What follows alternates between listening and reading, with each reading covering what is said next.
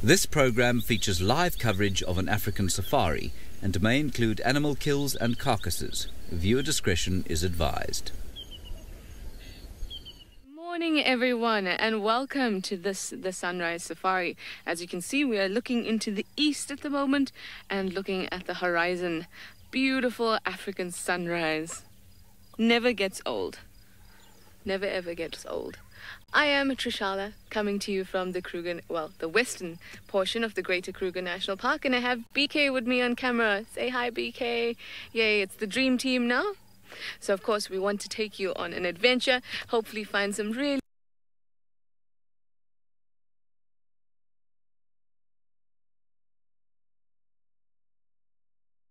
on Twitter, and of course you chat stream and communicate and ask questions, comments. We want to hear from you as always. So I have heard that Tlalamba was around Weaver's Nest Road, which is not far from here, so I've decided to take a tour, detour down here, maybe go past the dam a little bit, and then of course show you the wonderful sunrise. And then we will be on a mission to look for Tlalamba. It's always good when we're looking for tracks and that sort of thing when it's a little bit more light. So I'm just waiting for that, and then we will be on our way. In the meantime, let us head down and see what else we can find on this glorious, glorious 21st of February. Hope it is the 21st of February. It is, right, BK? Okay, just checking. Sometimes when you're out here in the bush, you kind of lose track of what day it is, and especially what date it is. It all just seems to be one blur of a day. It's not a bad thing, really.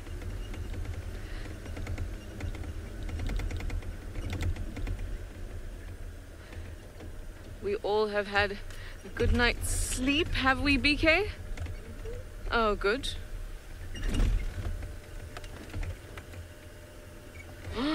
Karen says the lions were contact calling at 4 a.m. on the dam camp. I wouldn't be surprised, considering we had the mating pair yesterday and we had the other two brothers the day before. So I'm not surprised. I think Steve was up in Buffelshoek and he said that he saw the two brothers in there. So I wouldn't be surprised to hear them calling. Of course, I know where I left them yesterday, so we can always go back and check on them as well. Maybe it'll be a big cat day, who knows? That would be exciting. I know you guys would love that. And then yesterday I saw a huge head of fleas on the side of camp. So there's that. Oh, it smells wonderful. It smells like the damp, newly cut grass with fresh turned over soil. Beautiful, absolutely beautiful. Let's have a listen, see if we can hear what Karen was hearing.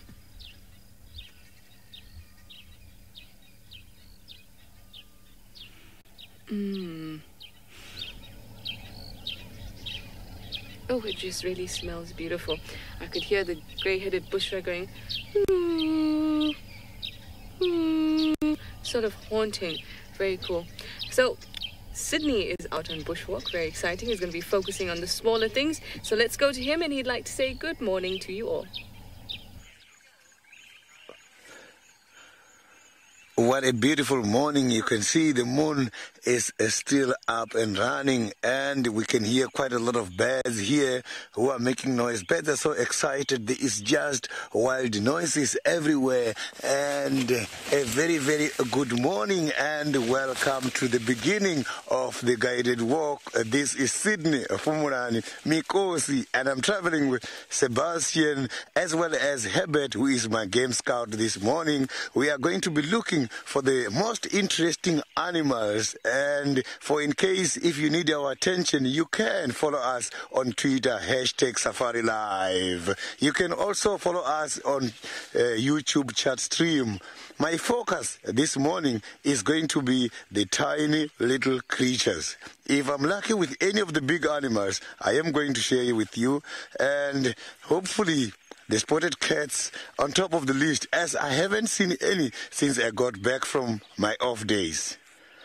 the one most interesting animal I'm missing is my favorite animal. For the past few days, I haven't seen a single dung beetle. The dung beetles, they are hiding these days, and I'm missing them a lot. Oh, listen to that. You can hear the lion roar.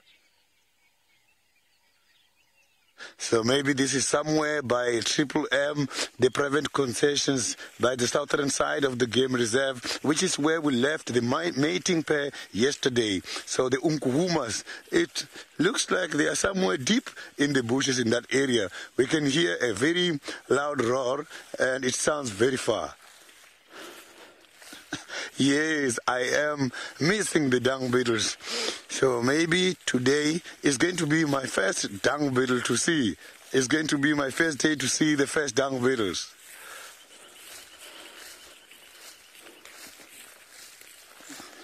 So the ground is so very much wet here where we are.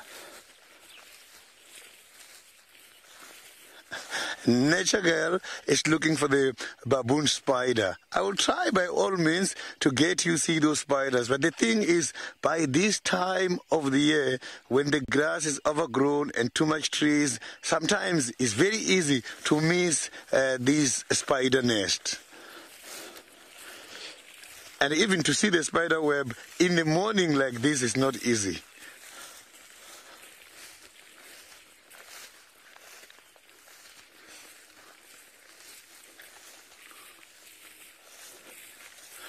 James, what a question.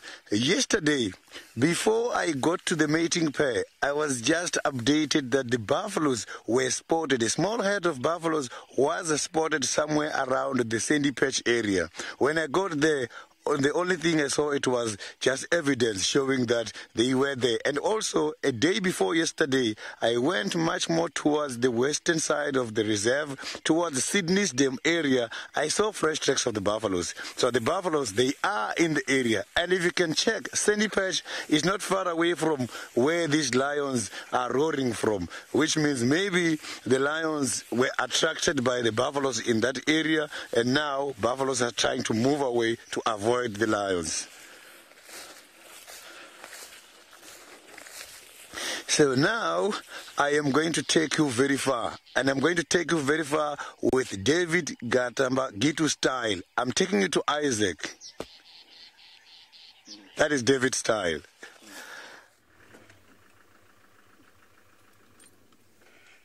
A very good morning, everyone. Welcome to this morning's drive. We are coming to you live and direct from the Masai Mara, and it's such a beautiful, such a wonderful morning. All is good. Good morning, everybody. My name is Isaac, and on camera I have Archie, and we are ready to take you on this morning's game drive. Please join us by, talking to us on hashtag SafariLive and ask us as many questions as possible. And as you can see, the sun is just about to rise. It's all very beautiful. Sometimes I lack words to express what I see. It does look like a painting, but believe me, it is real. It is happening right here in the beautiful Masai Mara. It's a bit windy over here. The temperature is around 19 degrees Celsius and about 66 degrees Fahrenheit, and we're already... Yes, it is beautiful indeed, the skyline.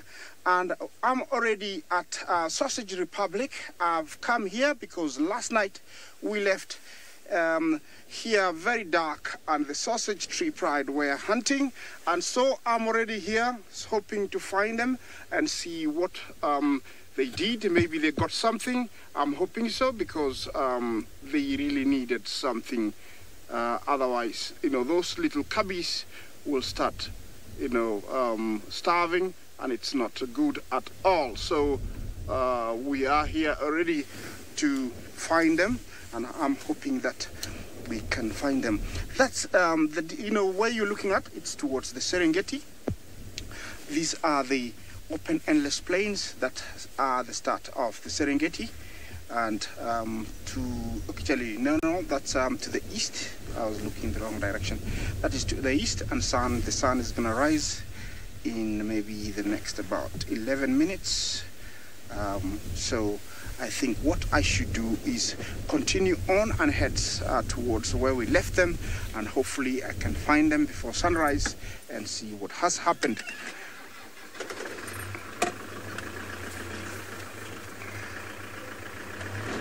Last night, you know, they were really, really hungry and they were looking for something. Mary, you asked me if we're going to see the tiny cubs today. I would guarantee you, but I'm here. We know where they are. Let me just tell you that I'm going to show you the tiny little cubs in the next 3 hours. So hold on tight. Sit there, Mary.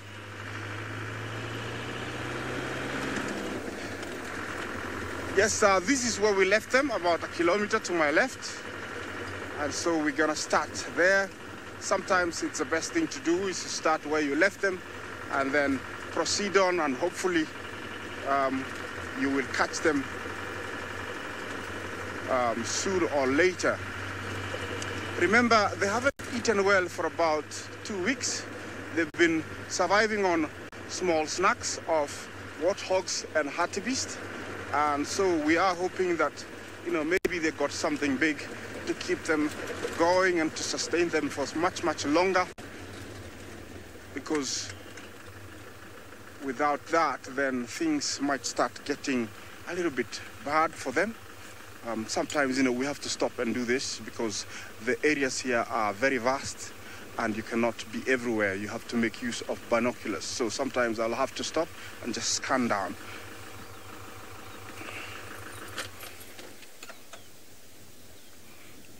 This is where we left them, somewhere down to my left, and so far I see nothing. Let's continue looking. Don't see anybody.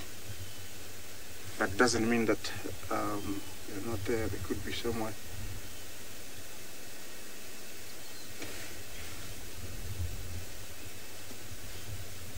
Yeah, so far I don't see anything. Lots of buffalo down there. Yeah, sometimes this is the only way of spotting these animals because this long grass hides them really well. Okay, I don't think, you know, they're here, so let me move on. Okay, let me continue looking. Let me send you to Trish, who's also looking.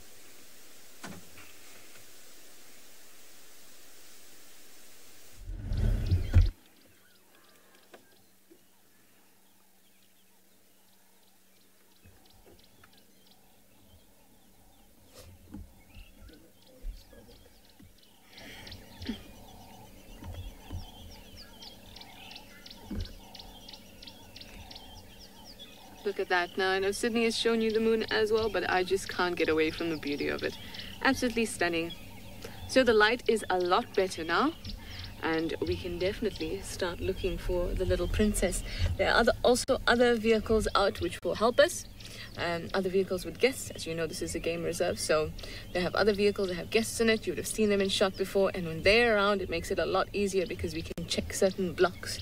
And then we can all kind of know she's exited here and entered here and she hasn't exited, so she must be here. So we have all that kind of help. Now, I would really like to find Tlalamba, A. Lions, B. And of course, hyena den. If that is active, that would be wonderful. And I know that Steve saw Pretty's cubs yesterday. So I would love to see Pretty's cubs. I haven't seen them in ages.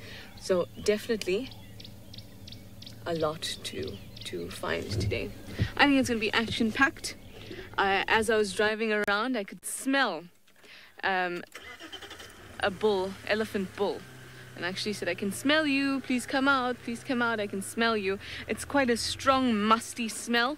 It's not really unpleasant, I don't think it's unpleasant, it's just really strong and really, you know, when something smells really heavy and it sort of goes straight up your nose, it smells a bit like that. So I know that they're around, so we'll even have some ellies today, I hope. Now I am slightly cold, I'd be lying if I said I wasn't. Every now and then I sit on my hands. It's about 21 degrees Celsius, so about 69.8 degrees Fahrenheit. I know some of you must be thinking I'm crazy to think that that's cold, but I feel cold. I like it when it's 30 degrees. So we're actually on a road called Ingwe Alley, and Ingwe is leopard in Shangaan. So I said, why not go up Ingwe Alley? Maybe Tlalamba will be here.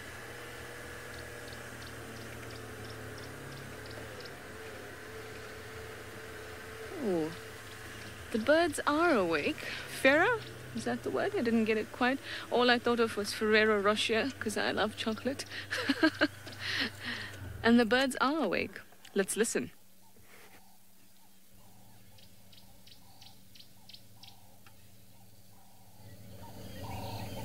Oh, they're definitely awake. Oh, Sarah!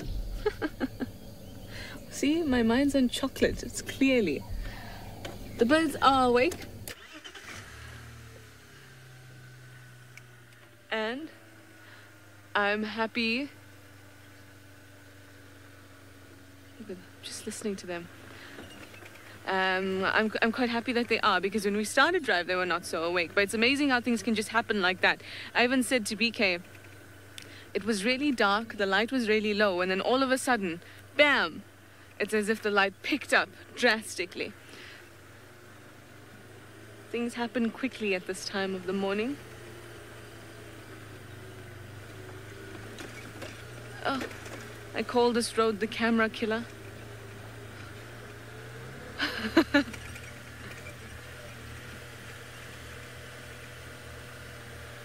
Oh, Lauren. Lauren wants to know if there have been any updates on Hassana. I wish, Lauren. I miss that boy so much. I keep having this feeling like I'm gonna find him and I'm just gonna think, oh, there's a male leopard, and then I'm gonna see his face and I'm gonna know exactly that it's Hassana and I'm gonna be super excited. I always get this feeling, but I know it's kind of hopeful. But if there are any updates, we will let you guys know constantly. But so far, none, unfortunately. There was a huge marula on this road.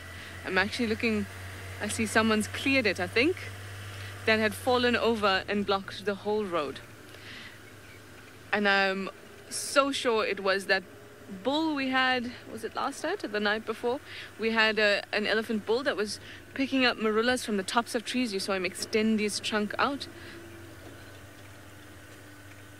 Can you see him, BK? What a stunning sight this is. So, I thought it was that bull. Probably 100% sure it was that bull.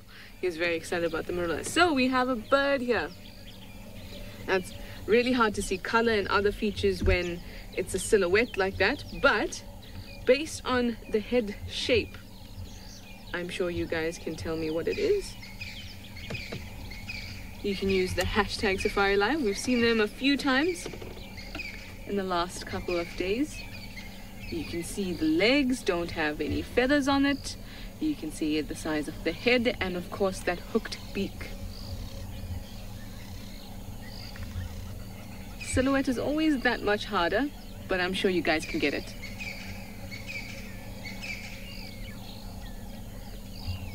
And the sun is just rising behind it.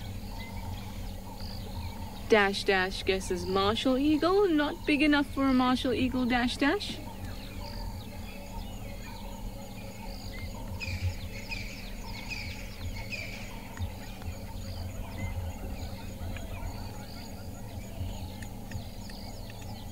Look at that sunrise.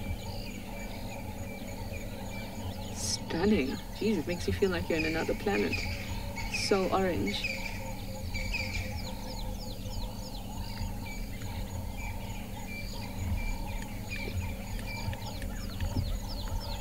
Stunning.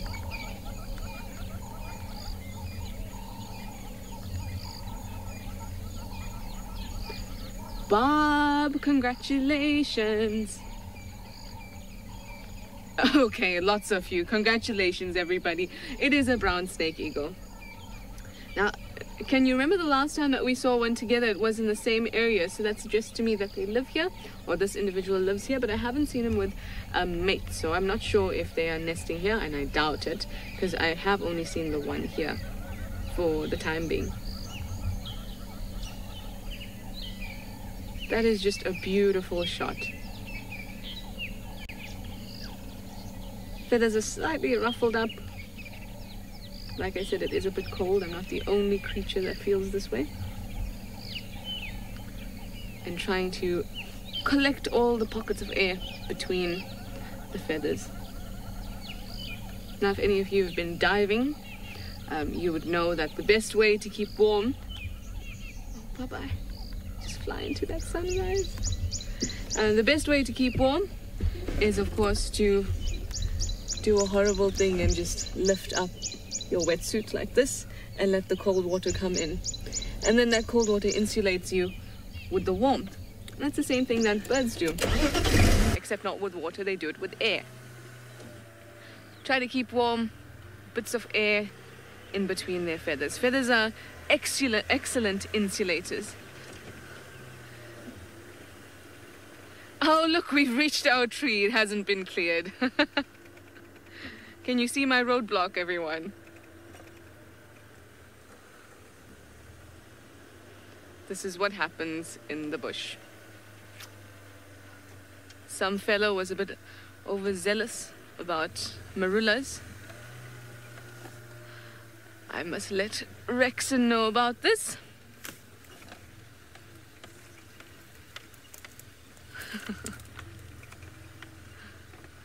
Look at that. Look at how it's picked up from the root.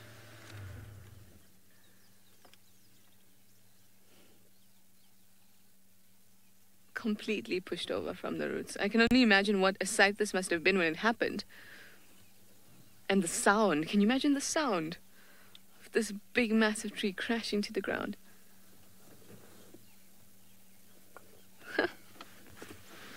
Oops. Ooh, almost got myself in a knot there. As you can see, because I'm so tiny and short, in order for me to be able to actually look like I can see over things, trust me, I can see over it, but for me to look on camera that I can, I've got my little handy cushion, and then I sit on a blanket as well. Adds a lot of height.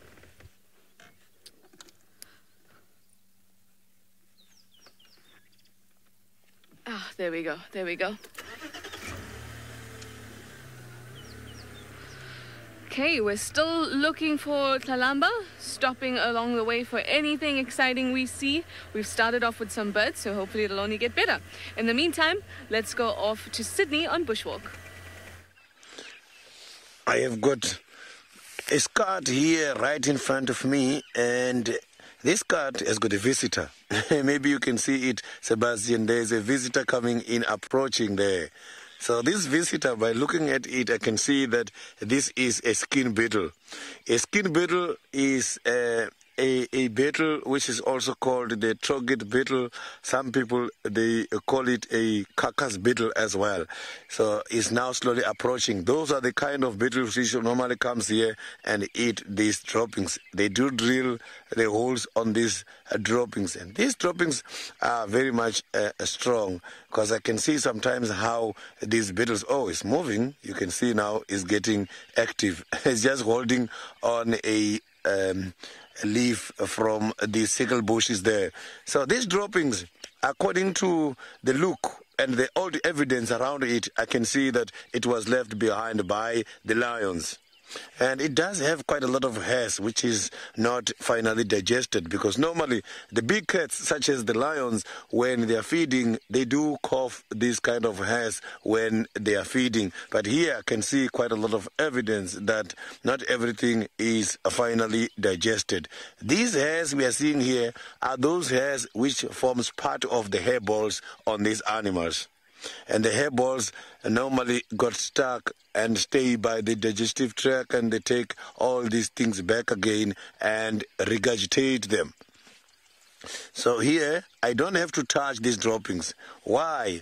Because there's quite a lot of diseases associated with the animals who feed on meat, the carnivores. It's not like the elephant dung where I ate the marula fruit from that day. If there is a marula fruit accidentally stuck on this one, I don't have to take a chance. Yeah, it's so very much dangerous, and diseases can be detrimental.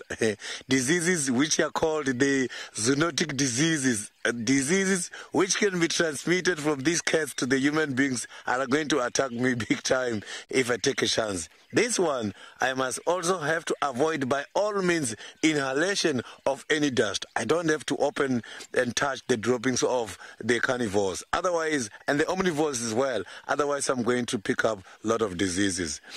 Also, if I can take now, let's say you can see this grass is coming out. If I can pull this grass and use it now as a toothpick, because the droppings are landing on these grasses, if I take that part, I might also get a lot of diseases. So it is advisable when you come to this kind of environment where you know there's wildlife and where you know there are territorial animals, be very careful, because these territorial animals don't mark or demarcate their territories the same way. Some, they use some of the glands which are coming through their anal openings. And these glands, they come out with quite a lot of dangerous bacteria which can give you quite a lot of problems. So you have to be very careful.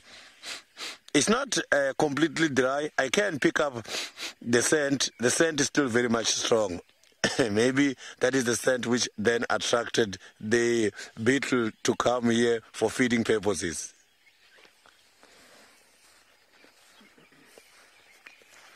Oh, I can even see some of the old tracks here. This is not the tracks from the lions. So this track here is for the hyena, and I can see the hyena also went there. But the dropping is for this one here. You can see there is an old track not very far away from there. This is the track showing that the dropping was left behind by the lion. Even the direction of movement I can tell. But now let's cross over to one of my friends.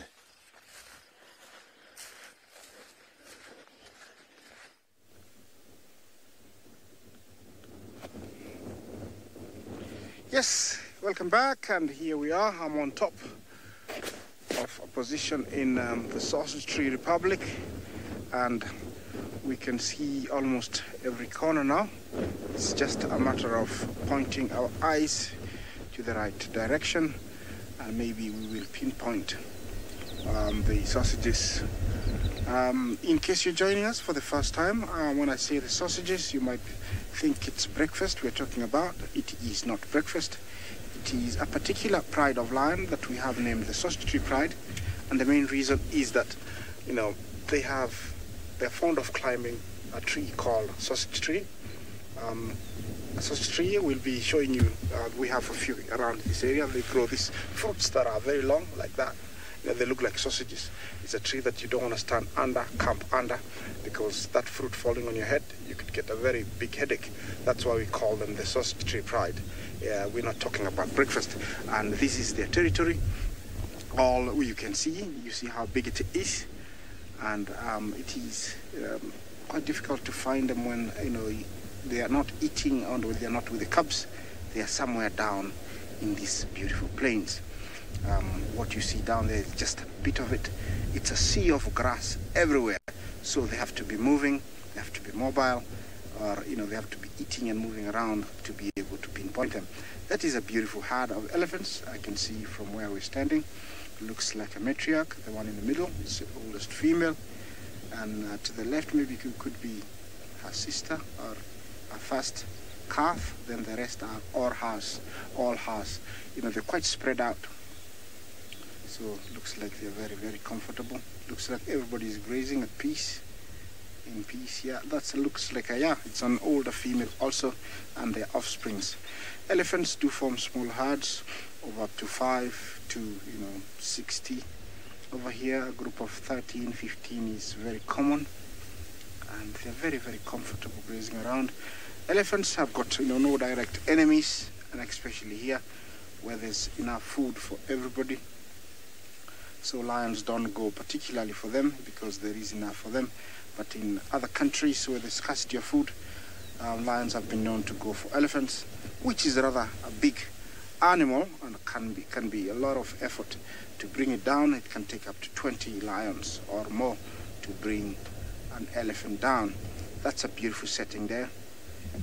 Yeah, I'll remind you that what you see here is real and it's happening now here in the Masai Mara, the Mara Triangle, in Kenya, East Africa, and in Africa. That is very, very real. It's not a drawing. You can tell that, you know, that elephant is moving his trunk. Remember to engage me with some questions. Anything you'd like to know about this beautiful place, I'm more than, you know, welcome to give you an insight or tell you something interesting about it, as long as you raise a question. Cool breeze. Did you ask if they take cover at night or they get cold at night? If it's those two questions, then no, they don't. They are continuously eating. Yes, I did hear that. Do they feel cold at night? I doubt it, because they are continuously eating, and it is better for them actually when it's cooler, so they don't feel cold. They are, you know, always on the move, continuously grazing and browsing, so they don't. And this is a small herd. Another one, I think they just came in from our right. That looks like a very elderly female to the right. Could be the matriarch. When I say the matriarch, it means the granny, the oldest female. She's called a matriarch. I remember I used to call my grandmother a matriarch. So that's a matriarch. It looks like her sister, and they have formed a small herd. The beautiful tree you see there is called Acacia totalis, and quite a few number of them. In East Africa, we have about 62 species of different acacias, and here in the Masai Mara, there's quite a good number, about 13 of them. They're quite different. So that one is another different one. It's called Gerard's acacia. You can tell with the back, and how the canopy is quite different. So those two are acacias, and a very different one. You can tell, you know, they're quite different. You know, they look. Yeah, and over there we have a beautiful fig tree. Ficus secamoris, secamo fig, which produces some fruits. They're not edible to us, but baboons, birds, elephants, and jackals love them. This is a very sacred tree in my tribe and most of Africa. You're not allowed to cut it. You just leave it. It grows until it dies and can live, you know, for many, many years. I know a few in the reserve that are over 300 years. That's a beautiful scene that I'm looking at from where I am, looking all the way to northern Serengeti. Where you're looking up there, as far as our camera can zoom in, you see, you know, all the way down there, that is northern Serengeti. If I had a visa and all the permits, I would take you to Serengeti right here, right now. I'm not very far. And it's all very, very beautiful. Look at that. Yeah, those are the scenes we're looking at here. And this is the Sausage Tree Republic. We call it the Sausage Republic. Those are the views you get here. I don't know who taught them to come here, but actually they chose a very pristine piece of territory that is so beautiful. Look at that. Yeah, these are the sights you get when you're here. And you see how those trees dot everywhere. Those are the trees that give the Mara its name in Ma, which is the Maasai language. You know, Mara means something dotted or spotted, and you can tell it's dotted by those trees, lone trees here and there, far and wide. Yeah, dotted land of the Maasai. So it's a very beautiful setting here that we are looking at. And this is what we call the wooded savanna, mixture of trees and grassland. This is what we call.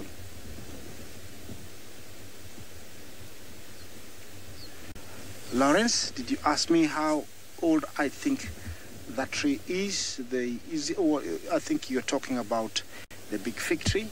That one over there, I would say this is looking by the trunk and the size of the branches spreading to right and left. I would give it a good more than 150 years. This is a very, very old tree. Yeah. Yes, it is a very, very old tree. There is a myth about this tree where in some tribes they say if you go around it 7 times you might turn into a female if you're a man, and if you're a male you might turn into a female. I don't know. I don't know if it's true. That's another one. Look at that.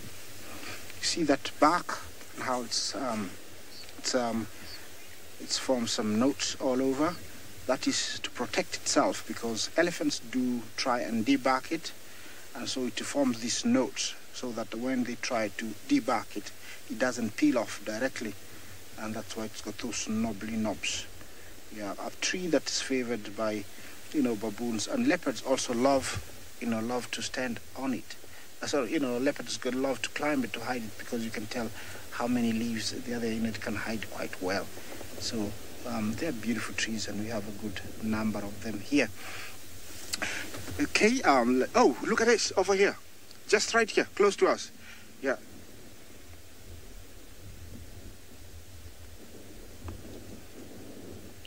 Kremlin, you asked me if there are trees over 1,000 years old here in the Mara. No, maybe 500 years. I haven't seen any that old. I think, maybe 500 years. There's one I know close to the river that's almost about 500 years, and it's also a fig. This is a herd that just appeared from nowhere, just behind us. We couldn't hear them, and this is a beautiful scene. Look at that. They just came from behind us. I couldn't hear them. I just saw them as I turned, raised my head, and there they were. That is what we call an elephant walk. Lion is not the only animal that does a catwalk. Elephant also do elephant walk, and that is what is called an elephant walk. Heading quite fast somewhere. They are on a mission. They've been invited to the royal big breakfast of grass, and that's where they're headed. Look at that. Yeah, as quickly as they appeared, there they go. Bye-bye. Look at that. Such a big animal disappearing somewhere down there.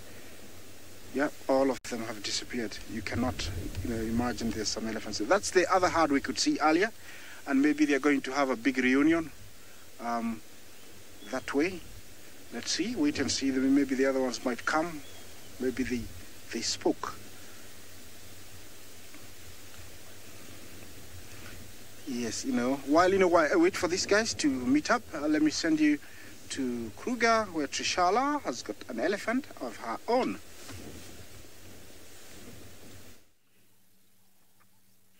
Yes, I've also got Ellie's. Well, Ellie at this point. But this male, I'm really, really hoping he'll come down to have a drink. Look how nice it looks amongst the bushes. Lovely. So we're here at the dam. We thought we'd check it out to see what's happening. Tlalamba has not been found yet by any of the other stations out, but they have found a male leopard. They couldn't identify who it was, but unfortunately it was in one of the neighboring lodges. Maybe he'll cross over here by the afternoon. That would be really nice. The suspicion is it's Tingana,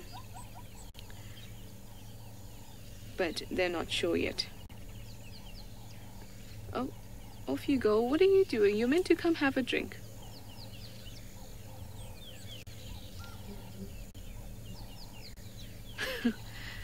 And poof, vanished. A massive couple of ton animal has just vanished. You are an elephant Houdini, aren't you? Oh, and there we go. That was the final act. You reappeared.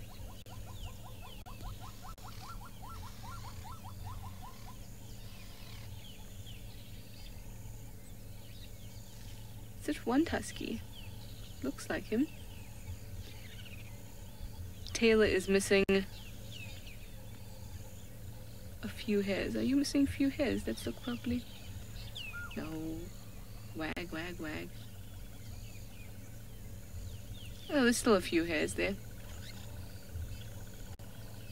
As you know, one tusk is missing his... Well, obviously, one tusk is a good way to identify him. And then also, he's missing the edge of his tail. So, this is two tusks with a tail. And a hole in ear. Now, the other animal we have with the hole in the ear is Daryl. But I don't think that this is Daryl. Daryl's ear hole is a lot bigger. Look at you gorging yourself. So you see, we've got a mixed bag there. We've got grass, so bits of branches and leaves as well. Everything must be nice and lush and green and just tasty. And then also you can get all your, well, not all, but most of your moisture requirement from the leaves that he's eating. And the grasses, you know, all those new shoots have lots of little bits of moisture in it. And I was really hoping he'd come down to drink.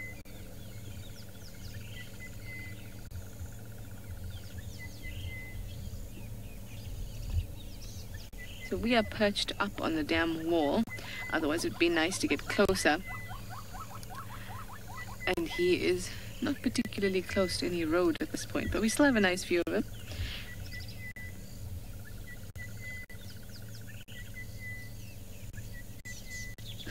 Until he decides to move away. Look at that. You need to chew.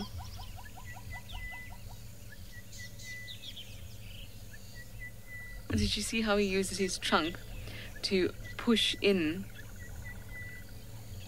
bits of the grass that are hanging out there?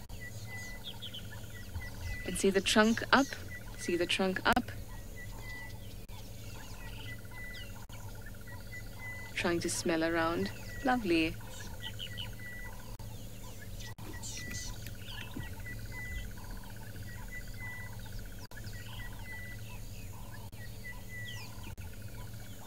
Mike, can I hear elephants' rumbling sound? If you mean right now, I can't. But occasionally you will be able to sort of hear a rumbling. But it's actually a fine line between the actual rumbling. We're talking humans in general. Well, elephants have a really wide spectrum of sounds that they can create, and they also create infrasonic sounds, and those are sounds below the threshold for humans, and those sounds can travel vast distances, and apparently they can pick up the sound with their feet when they're receiving the sound, and they can actually, it's sort of as if the sound travels on the ground.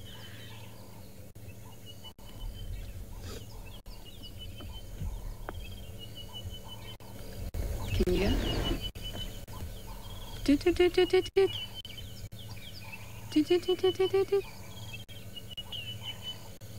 Orange-breasted bushrack.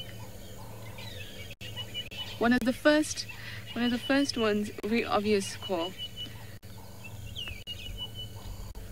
More often heard than seen, definitely.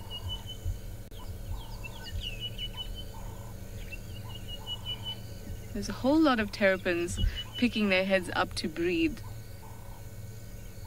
Just in the dam below. Oh, look at the reflection of the moon, isn't it stunning? BK, if you move a little to the left here, you can see a whole heap of them picking their heads up.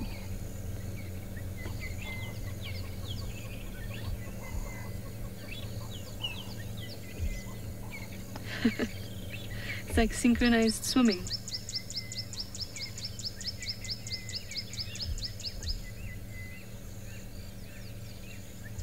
Terrapins, unlike turtles, can't breathe underwater.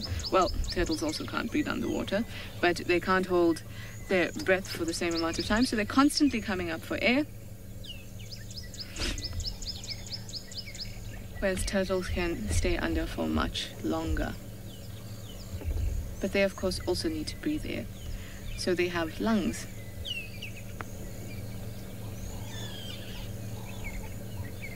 and air passages like us, and not gills.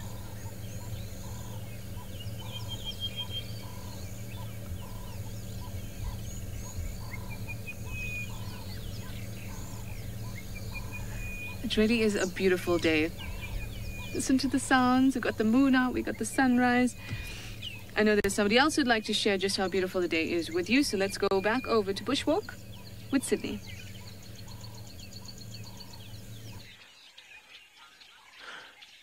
I have got one of those trees you have seen before. This is the Euclea divinora. The name divine is associated with the diviners, those who normally use bones in order to detect problems for the other people. So this tree, I want to tell you something about it. If you dig it and you get to the roots, you don't have to kill the trees. You just have to dig and get the little bit of root pieces. You will see the root looks like biltongs. If you check the color of my stick here, it's much more reddish. So the roots of this tree is more reddish like this. And if you take those roots, you dry them. When they're dry, you just have to then make them, convert them into a powder. And then you can mix that powder with a soft pap or just a porridge. If you eat that porridge, this is going to clean the stomach. This is a tree that we are also using traditionally in order to do the stomach cleaning. If you taste it, it tastes like chilies. So if you taste it, it's going to be like chilies. It's bitter a little bit. So you can use this in order to do some stomach cleaning. A lot of people here by the African tribes, they use this Euclea tree in order to do that. So I can see there's something beautiful here on the other side. Seb, I don't think it will be fair for us to just live without having a little bit of a taste here. I can see this white berries here. They are so beautiful. These, I like them too much because when I grew up, we used to even go after school to go and look for these kind of fruits. So now, these fruits are eaten a lot by the birds. So birds, they eat this, and some of these have got seeds. Bears have got a very interesting and efficient stomach. Their digestive system can easily digest the seeds. In less than 2 hours, the whole seed is completely digested. Why? Because the bears don't need a lot of weight. If they carry a lot of weight, it makes their flight very difficult. They've got to be light so that they can fly very fast. That is why their digestive system works best. So the birds are so very much clever because birds' eyesight is perfect. Let me just give you a good example. We have all seen the fish eagles catching the fish from underwater. They can be able to see from high up. But when it comes to the fruits, look at the color of this fruit. This fruit was not like this when it was too small. So now, because they are ripe, you can see the color is changing and they are much more white. So birds, they can be able to distinguish between the ripe fruits and the unripe fruits. So in other words, they can be able to see colors. So these animals, some of them can even be able to see thermal. For example, the python. The python has got a pit here between the nostrils and the eyes. They use that in order to detect thermal at night. So there is no need for some of the snakes in order to use their eyes at night. They can detect heat signatures. They can do this. It is called thermal sensing. So by doing thermal sensing, they can be able to detect without using the eyes who is coming. Just like what the thermal camera does, the snakes can be able to do that. So they are so well gifted, like a python. So you can see that eyesight, it is important, but they can use other means in order to detect their prey or their predators.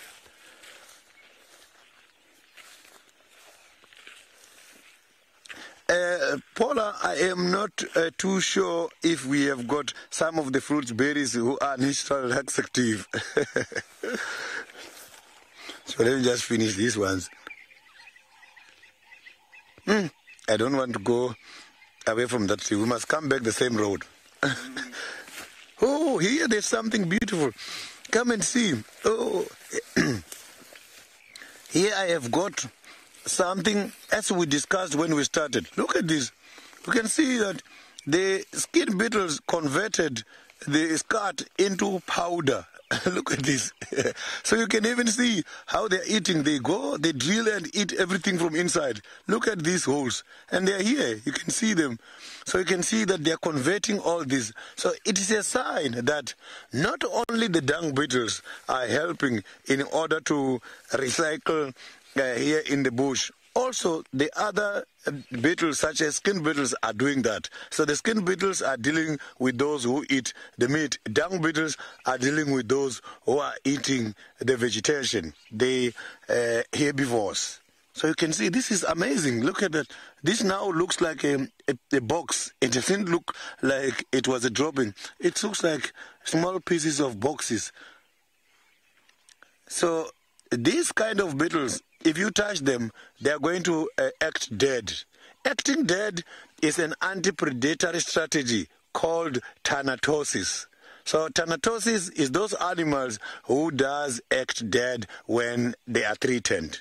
So if you touch them here, that's what they do. Look, this one is trying to bury itself here. Now, maybe they just want to hide. Because if these skin beetles don't have a lot of soil and sand on them, they become vulnerable.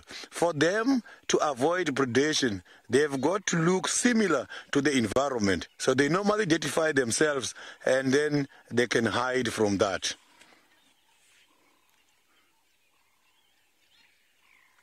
There's quite a lot of them here.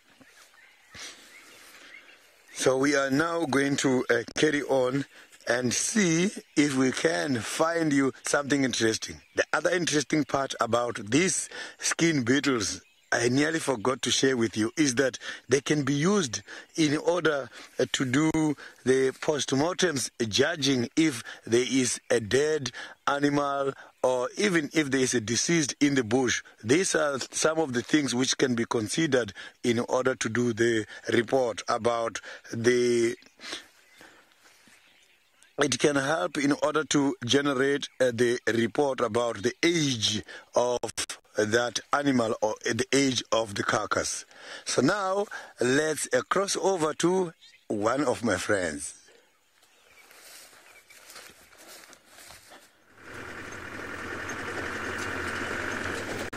Okay, we're still bundu bashing, that's what we call it. When you're driving around hoping to find something, it's called bundu bashing, and that's at the moment that's what I'm doing. I'm going around our favorite lion pride territory, hoping to spot them. I'm sure they are not very far. They can be more than 2 kilometers radius around this area. So I'm looking and looking around. Hopefully I will spot them eventually. But there is some beautiful other things to look at while we continue looking for them. Like in front of me over there, I have a beautiful herd of elephants down by the escarpment. Now we are below. We were somewhere close to where you're looking down, and now we're looking the opposite direction. So we're looking now up towards the escarpment, and yeah, all that is the view that you see from down here. A sea of grass, which can disguise and hide a lot of things, like those big elephants from a distance. That's a big herd of elephants. It's one of those ones that we saw earlier on. And yeah, comfortably grazing, heading down. They had gone towards the escarpment, and now they're coming down, maybe for water later. Yeah, very spread out. Everything is so beautiful. Yeah, you can tell there's an area where the grass changes and becomes shorter and green towards the escarpment there. That's a different type of grass. It's much hardy. Can grow on rocks and clay soil, more sandy soil, sorry. Over down here it's sandy, and so totally different kind of grass. And those beautiful balanite trees mixed with acacias. That's what forms this beautiful open savanna plains of the Masai Mara. Yeah, there is quite a lot of animals. It's only that, we can't see them because of the long grass.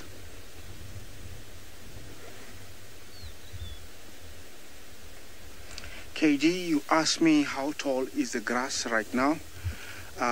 Where I am, it's not as tall, but some areas is very tall. It can be up to 3 feet, 3 feet tall right now. Most of the area where I am is around 3 feet. That is the tallest it gets. And when the wildebeest come, it gets as short as about 1 foot. They eat it all the way down. Those elephants are enjoying the grass there.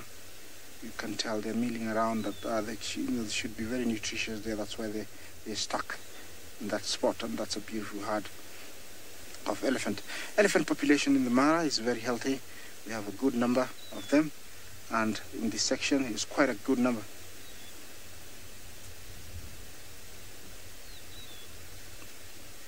Penguin, you asked me if those small mounds are termite mounds. Yes, of course, like those ones you see there. Archie, those brown ones there, they are termites. And here we have a specific, one type of termite called Migratomes dictatus, and it grows this short, very roundish mound on top. And they don't grow those, long chimneys like other areas where it's very hot. They have those chimneys because they need to, suck in cool air from above. Over here, temperatures never exceed what they need, so they don't, build the chimneys to, collect cool air. They're quite perfect. See, all those are termite mounds, all of them. So this is a good area at night to see aardvark and maybe pangolin. Believe me, but I've never seen a pangolin myself. But aardvark I have seen, and they eat termites. So this is a good area because there's plenty of termites. Okay, looks like we're not lucky in this spot where I am. So let's proceed on. Please join me. Let me reverse back and then continue on and see if we can find the sausages. I'm sure they're somewhere. Yes, while I do that, maybe let me take you to my colleague in Juma who are on a walk.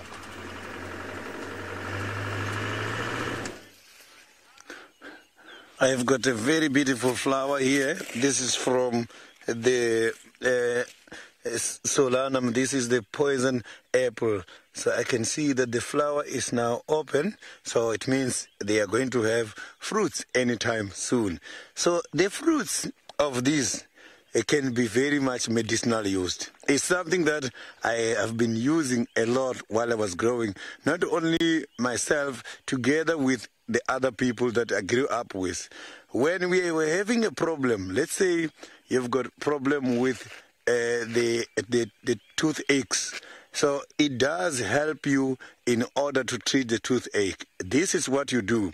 We used to come and take the fruit, and then we open the fruit. It has got quite a lot of seeds inside, and is the color of the interior. When the fruit is old, it looks like oil. And then we burn a tissue. When you burn a tissue like this, we used to burn a tissue and then holding the fruit with this one, and then we burn that the tissue against the fruit and inhale the smoke from the mouth, and we take all that smoke. And that smoke, when it gets into the mouth, then it does treat the toothaches, and it is going to also, to the other people, it helps them a lot because it does treat that problem once and for all, which means you will grow up not experiencing toothaches anymore. There is even another medicine which is taken from this, whereby we...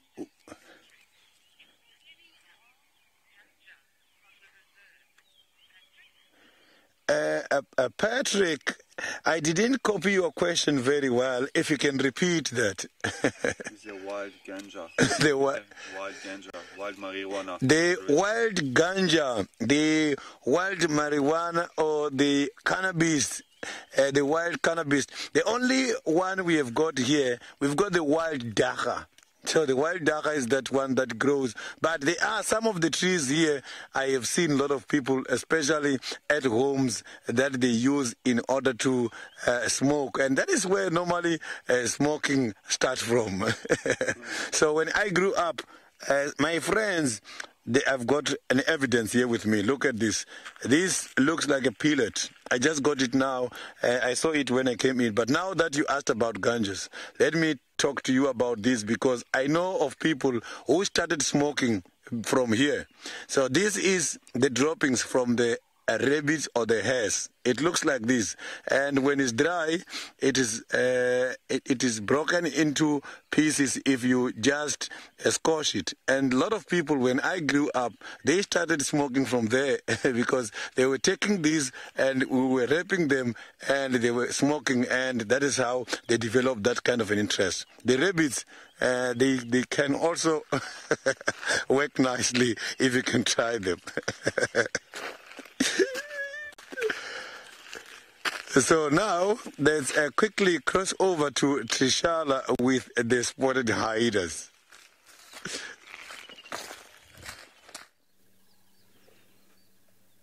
Well, we've arrived at the den and we have the beauties of the den here. At least one of them is June, basking in the sunlight there. Stunning. You can see she's just done her hair. She's got a nice blonde tinge to it now. And there she's posing for us. She was actually lying down and now something has gotten her attention. I see what's gotten her attention. Can you see, BK? She is looking straight towards a zebra.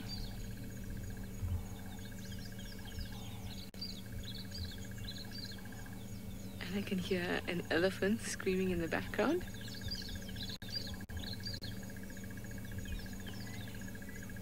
I actually wonder what June is thinking. Is she worried about the proximity to the den, or is she hungry? Beautiful zebra. It's been such a long time since I've seen zebra here. I think since I've come back I haven't seen zebras. That's a good 4 weeks that I haven't seen any zebra. So that's what's gotten her attention. She was lying down in that little depression you can see by her feet there. And hyenas will often do that. They'll sort of make a slight hole and then sit into it. There she goes. Beautiful girl. Aren't you just stunning? I love hyenas. Sniff, sniff. What's that? It's zebra. Well, I don't think she's hungry. Well, at least not too hungry.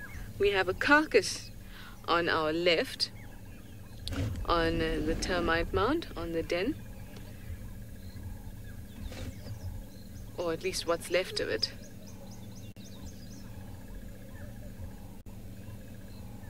Interesting. I'm not sure what it is. I can definitely see a paw down there.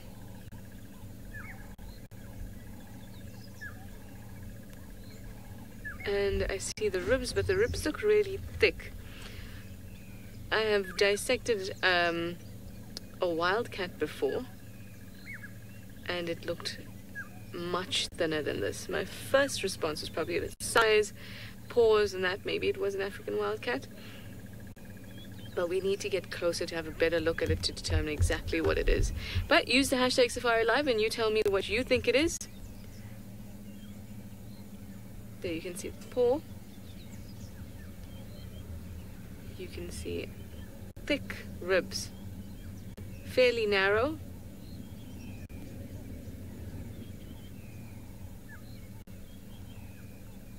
Yes, it is disgusting, but I have seen hyenas eat lion poo, so I'm less disgusted by this carcass that she has taken home as a prize here. Now, it's more likely that Corky has probably brought it home because the dominant female is more likely to bring carcass back. Paula would like to know if it could be another hyena. That has also crept into my mind because the paw looks quite like a hyena, but we can't really have a good look. And until maybe June gets a different spot, then we can maybe park a little bit closer and have a look. Other than that, I'm not going to get close to it at all. It would just scare her. But another hyena is a good guess, I suppose. But then I don't know if they'd leave it outside the den as a prize, you know. And then the size of it also. Hey, girly girl, are you going to come to tell us what it is? No. The size of it, it looks too small. Dory says maybe a jackal. Yeah, move it, girl, so we can have a good look.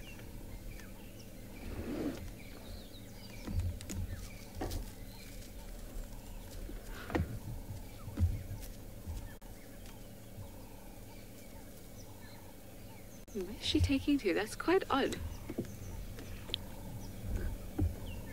Yeah, Dory says maybe a jackal. I still feel it's a bit big. I'm not sure.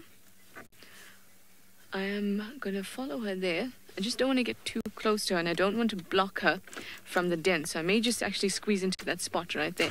Now, I was saying this is slightly odd because my assumption would have been that Corky, being the matriarch... that smells delightful.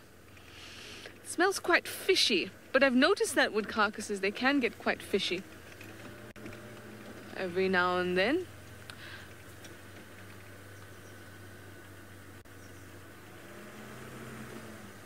Alex wants to know if animals will eat carcasses of the same species.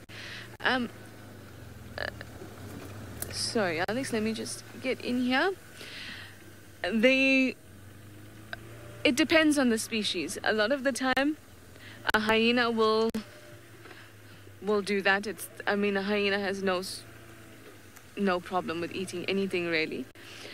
But other species are not as prone to it. But I don't think this is another hyena because it is a bit small, and if it was another hyena, it would have to be a little one.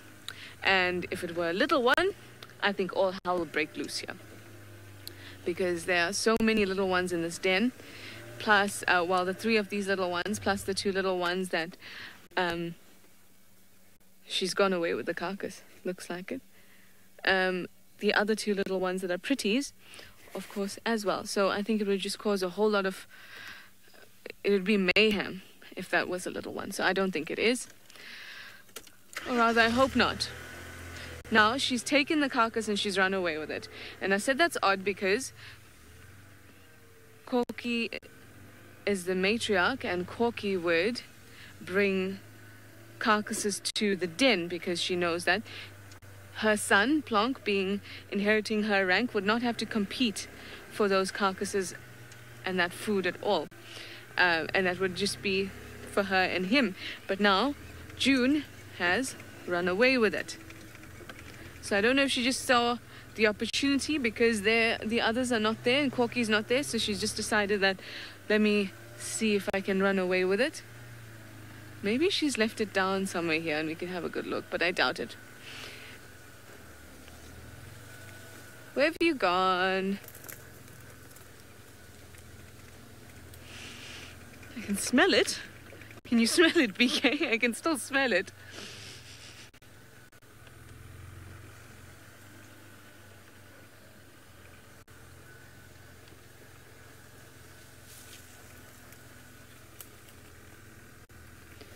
So some of you guys have suggested a mongoose. Definitely. Ooh, we've got some honey badgers even thrown in there. Okay, I'm gonna go back round onto the road, round that way, and maybe she'll be... Actually, maybe we should go left. See if she's crossed this path. Some of you guys are saying maybe a honey badger or a mongoose. I think they would have to be... To get a honey badger is a tough thing. But it can happen. Honey badgers have a really tough skin. So to actually get hold of the honey badger will be difficult. If it is a mongoose, it might be a white-tailed mongoose.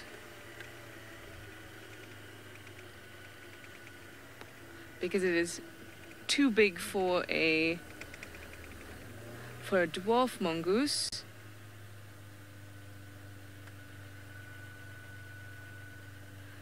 This is really curious. I'm going to hang around here and I'm going to keep looking for her and keep looking for that carcass.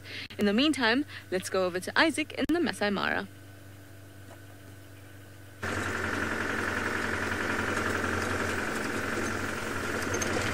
Okay, welcome back. I hope you had a nice hyena experience. I'm still on the lookout for my favorite pride of lions.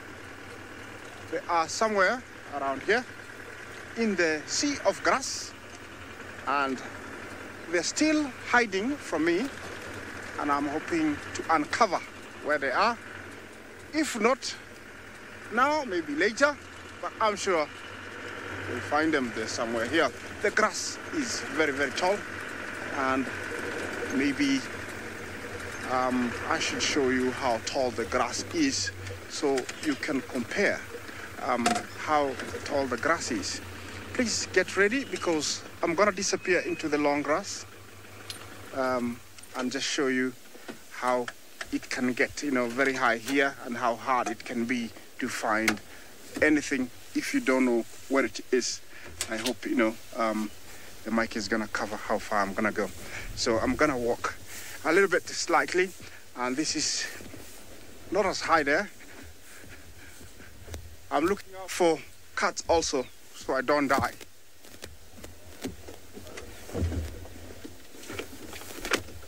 So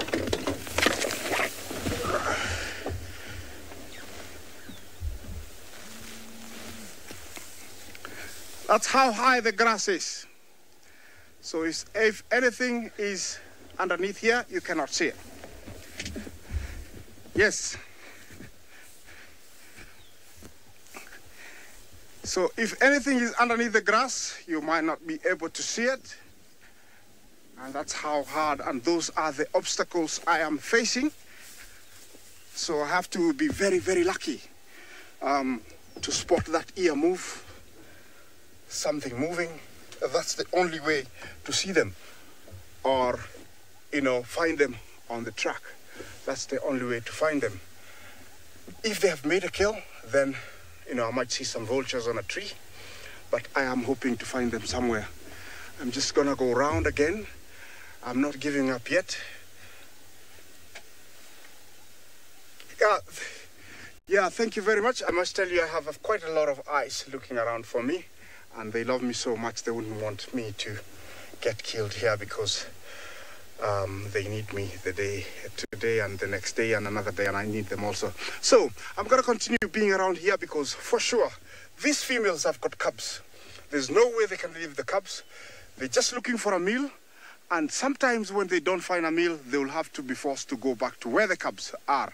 So I'm going around the area where the cubs are, and hopefully they have gone back to the cubs. If not, then we'll continue. A luta continua, I say.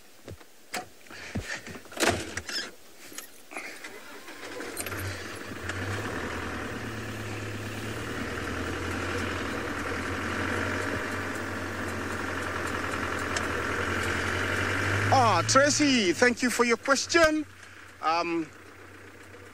Yes, the Sausage Tree Pride, they have 10 cubs, all very different ages, from around 6 months to around 3 weeks. It's a very cute 3 weeks old cub. I haven't seen it myself. My colleague David has seen it, but the rest I have seen. But this small one I haven't seen. He's quite a feisty one. I saw a picture of it, and it looked like, it might eat a human being, although it's very small. So there are 10 cubs of different ages. And they were last seen not far from where we are. So hopefully, you never know, we might get lucky. Just hold on tight there. Send me your positive vibes. And let's see if we can find them. But don't you give up. I sometimes don't give up because my dad told me he did do a little bit of hunting, which is rather sad to tell you. But, you know, he said, you know, you don't put your gun down until you get home. Because whatever you're looking for might be right. You know, when you're just about to give up, that's when you're going to see it. So I'm not giving up. I'm looking and looking and looking and looking and looking and looking.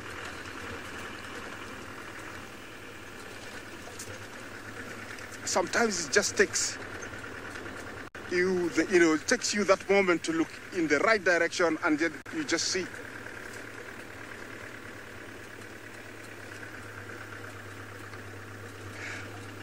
Linda, you asked me what coalition. I assume you're asking about males. They're called Oldonyo pike males, and we don't know. It's a coalition of 2 males. We don't know exactly where they came from, but because we're very close to the Tanzanian border, they could have come from Tanzania over on the other side, where I'm facing. They could have come from there, and they dominate quite a huge area because they're very intimidating. They're very big, and we think they dominate more than 3 prides around this area. But we know that they are the main guys with our sausage tree pride. So this is where we know the cubs are, in this forest to my right. I cannot. We came around and see with my girl. You know, you can tell that there was elephants on the road. I don't know if you'll be able to pick up that. Sometimes we can tell the telltale signs of the bush by looking at the has been the road that. There are those tiny little bushes. I don't know, you know, it's those ones there. That one, sometimes we say it's like an elephant has left a text message for you telling you I was here. So definitely there was an elephant. So as I continue to look for this pride of lions, let me take you to Trish and see what she's up to. An elephant has left a text message with some branches in the road. Is that what I heard? Ah, and look, I must have gotten a text from an elephant, I think. Definitely. There is a pile of destruction on this road. So we're just doing a loop of the road around the den. Not physically actually around the mound, but just the roads that kind of go along it. Oop, I saw something. Let's see. Nothing.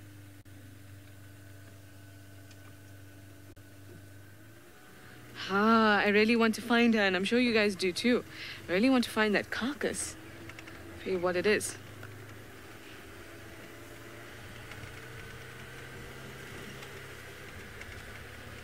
It definitely looked like something that has a long body. I think you guys would agree with me. Almost like a ferret type thing. So mongoose is not a bad call, I would say. But I would go for white-tailed. Slightly bigger. Where'd you go? Now they've been going back and forth across this main road.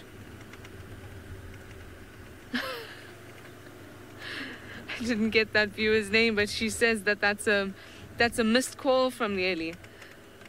Geez, I think that is a missed call. And you know that big marula we saw earlier? That's when you get 100 missed calls because somebody wants to desperately get hold of you, and then they get hold of you and it's for something really silly. You know those ones. Ooh. I'm going to keep on looking, guys. We need to find her. In the meantime, let's go over to Isaac, who's found a beautiful kingfisher for you.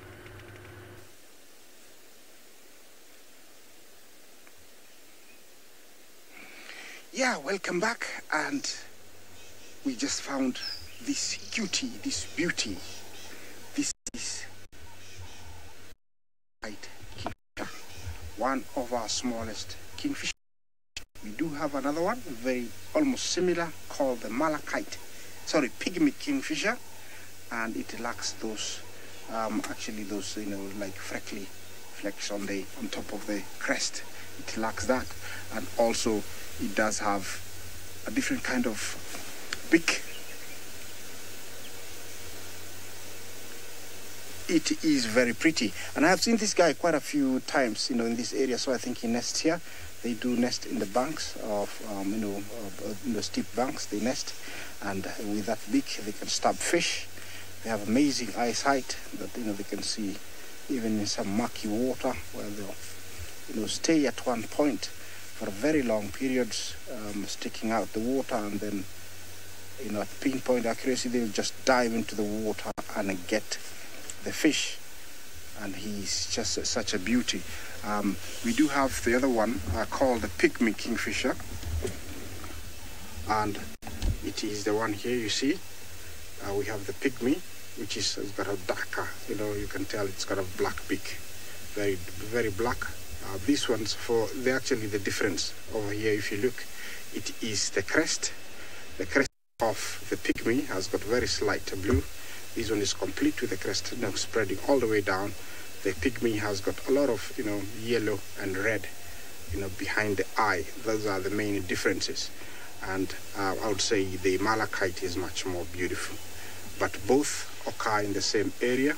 This is the distribution map, and you can tell they occur almost in the same areas. And so you have to be very careful when you're looking at them to identify them. It's one of our small kingfishers. And we can't ignore these small beauties. We have to show them to you. It's slightly to the right, actually. Is he gone? He's still there. Yeah, there he is. Thank you very much for staying that long. We taught you well. Sometimes it's hard to have a good picture like this because they fly very soon. As soon as you find them, they fly away. So this is a very beautiful bird that we have here. In the Mara, we are blessed to have about, more than 500 species of birds, and majority of them over here are very, very, very, very colorful, like this beautiful small guy. He's got a big water body here that Archie is going to share with you. So he's in a perfect, estate, lots of water. So over here there must be, fish, frogs, and small aquatic insects. You see all that. So he is in a prime estate of his own. There's plenty of water. I'm sure there's enough food for him. Also, there is a flower that was there just behind him, and I think Archie is gonna share with you. It's right behind him there. Yeah, that is Ipomea. It's one of the Ipomeas. It's of the Morning Glory family. We do have quite a good number of this.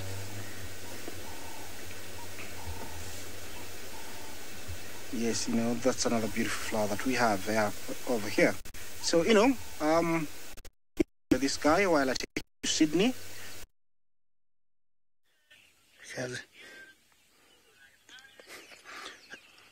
I have got something very much rare, and this is the second time I am seeing this kind of an animal here in Juma on a walk. Look at the string here behind this animal. This string is showing you that this animal is secreting a silk as it is moving. For this animal, in order to protect the underneath part of the body, must have to secrete quite a lot of slimy in order to avoid that. And this slimy can be used by us. So I'm going to take it afterwards. I will show you. I can see it's passing. This is what is called a slug. I know a lot of people, they've got a confusion between a slug and a snail. Yes, the slug and the snails, they follow, they are part of the very same group called the gastropod. But the snails, you will see they move around with the home. It's like a caravan. The snail stays with the shell and they move and go inside the shell when threatened. So the slug is exposed. Look at that now. It's getting very camouflaged and climbing on top. It's using the antennae for navigation and orientation. So if you look here, this is what I was talking about. Look, here where this animal has gone past, there's quite a lot of silk there. So I'm going to take this now. I can't take this. I cannot take a lot, but I can see is here. So the kind of white colors of this, you will see, this can be used in order to treat the ring. So you can use this in order to treat the skin here, all the cracks as well that comes out. This can be able to work a lot. So I'm going to take more and see. So it can be used with the wrinkles. That's why you look so young, Sydney. So that is why. So that's why every time I look very young, because I don't mind using this. Look now. Here it means I have got a lot. So I'm going to use this one here as well. So this works very well in order to close the skin cracks. So you can see today I'm going to leave it like this for now, so that it can also be part of fixing all the cracks if I've got any. So you can see that it's still working.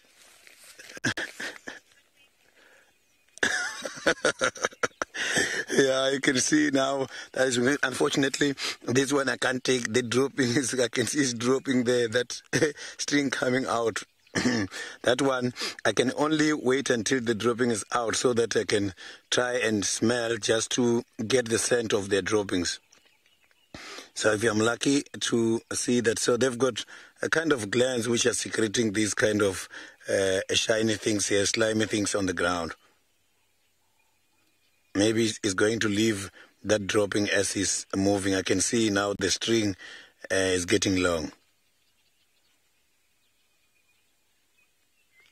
Oh,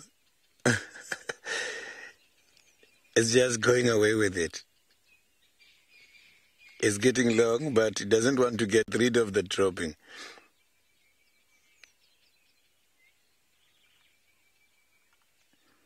So sometimes the droppings on these animals serve a lot of purpose. Like when it comes to the locust. When we were still harvesting locust when I was still young, this is what we used to do. When we catch the locust, we open the locust here on, at the back. When you open the locust at the back of the head, and then that is when you are going to pull a very long string of droppings out. So you can see that the droppings inside the body of that locust serve a very good purpose, an important purpose. So some of these animals, they do rely on their droppings. So you can see that slug is now walking, but still having a string at the back.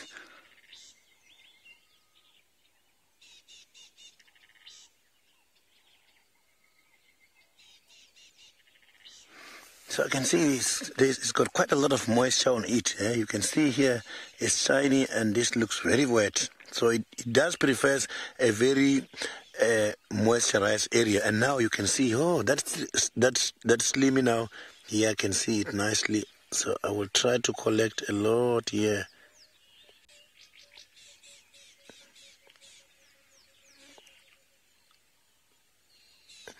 Yeah, I will try to collect a lot.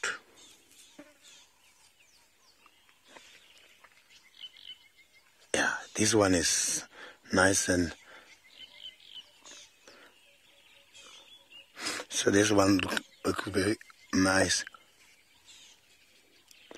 So you can see I'm one of the beneficiaries from the slug. So this I can promise you it is going to work. So we are going to carry on and see if you can find something very interesting, as we don't want to threaten the life of the slug, and we don't want to expose that slug to any of their predators. So now let's quickly go and enjoy the mongoose.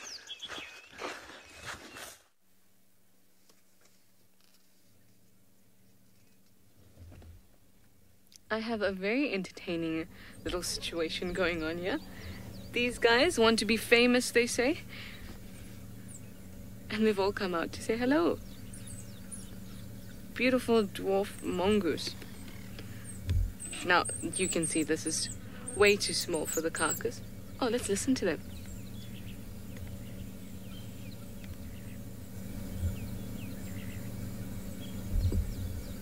Oh, just when I say let's listen, they stop squeaking.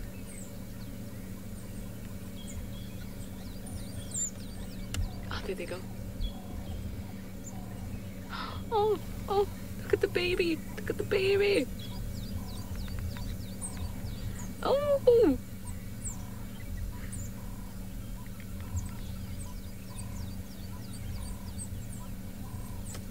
Oh, this is so cute.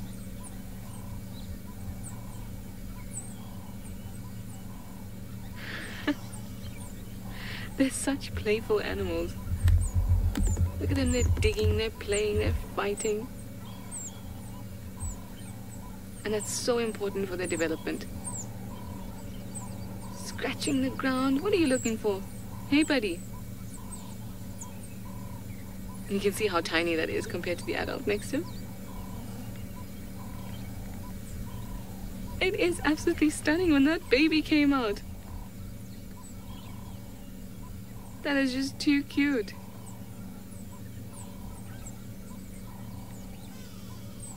Oh. Mom's gonna take you aside and discipline you, I think.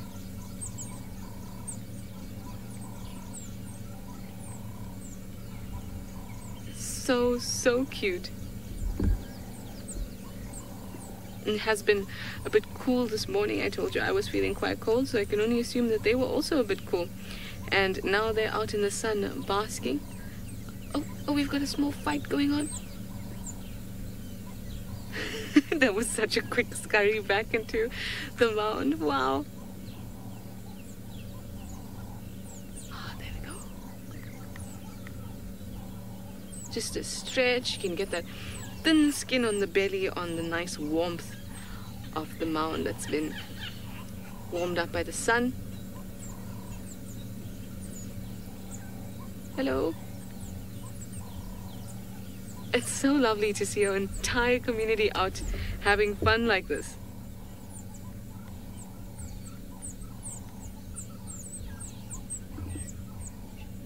Mr. Tick wants to know if mongoose are in any way related to monkeys. They are both mammals, and they are both carnivores, or rather, actually they're not both carnivores. This is the smallest carnivore that we have, even though, like baboons may have really, really long canines, they are actually omnivores. But they are not closely related. A mongoose is more closely related to, say, what would you be familiar with in that area? More like a honey badger or civet. More kind of that animal that they're related to. It's so strange to think that these guys are actually carnivores when they are so tiny.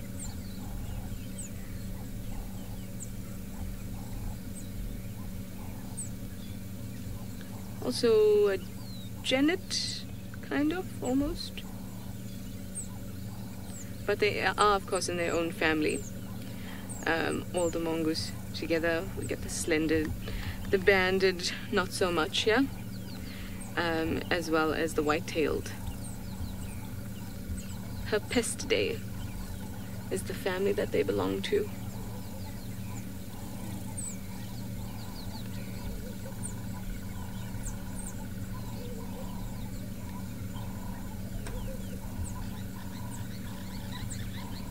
Too cute.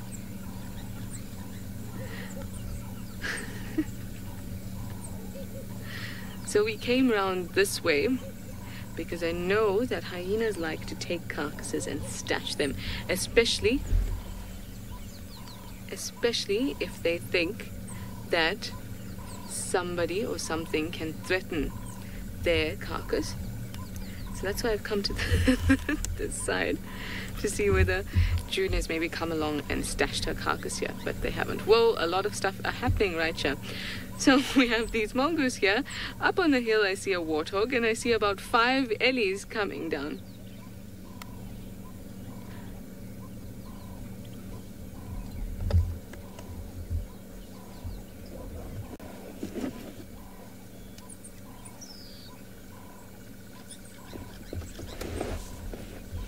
Welcome to all the other viewers that have decided to join us. This is wonderful. We're coming to you from Juma, and we have a little colony of mongoose here, dwarf mongoose, that are just absolutely having the time of their lives. They are the most fun creatures. They're stunning and so cute. We're here in a really, really exciting bit of the reserve. We've got the dam in front of us. We've got some ellies coming down.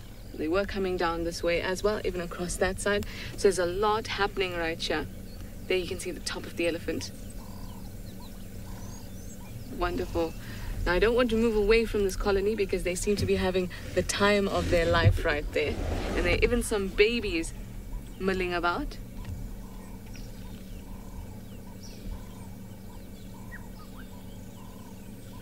Look how curious they are. And they look straight at you.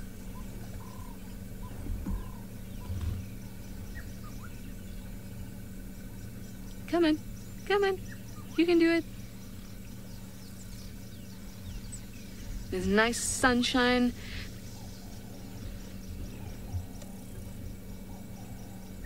Penguin wants to know if mongoose live in groups. They certainly do. There's the baby. Hey, baby. They certainly do live in groups, and they'll often live in family groups like this, and then even have different families nearby in separate mounds.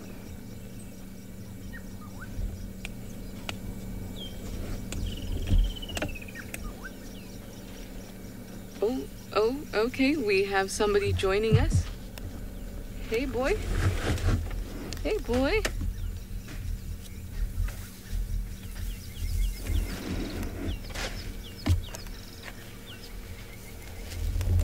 Coming to check us out. Hello, you big boy.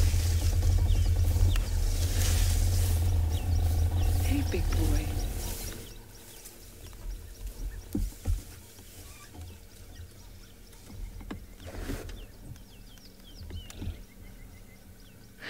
He came so close. Sorry, guys.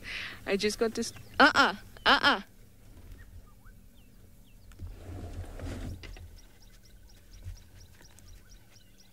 So elephants will tend to do that. They'll try to get, especially a bull like that, they try to get around you and almost intimidate you like that. And then they just need a good kind of like, no, no, no. Just raise your voice a little bit and they'll turn around quite quickly. And you see what he did there. He calmly walked behind us, and as soon as he came on this side, it was bam, bam, bam. They want to let you know that they're big and strong, and you've got to let them know that I see that. That's why I was talking to him nice and calmly. But then as soon as he started to display a bit, then I've also got to display a bit, I guess. Now, back to the lovely mongoose. Oh, the mongoose look like... What? I thought we were the stars of this. What's happening? So much happening. I had a question. I can't remember who it was from now after we got distracted by the big Ellie, but it was about...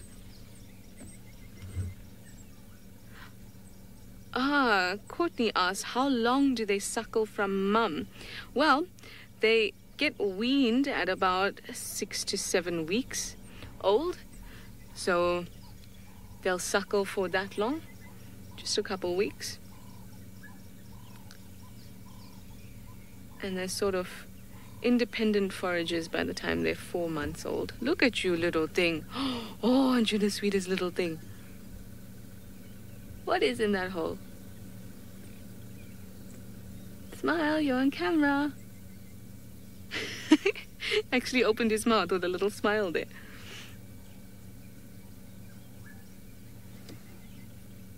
It's always such a pleasure to just watch them mill around like this. Oh! Oh yeah, the Franklin it was. Nuh-uh, what is that? That sounds like a big bird. Big scary bird.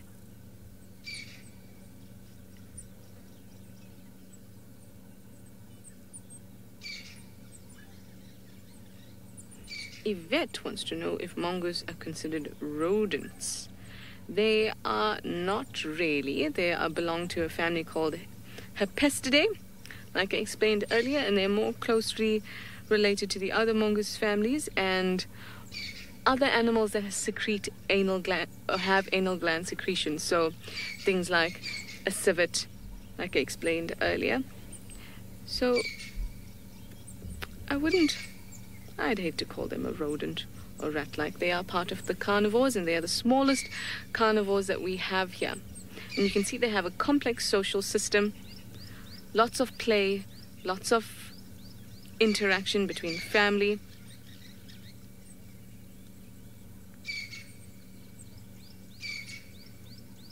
You see the reaction.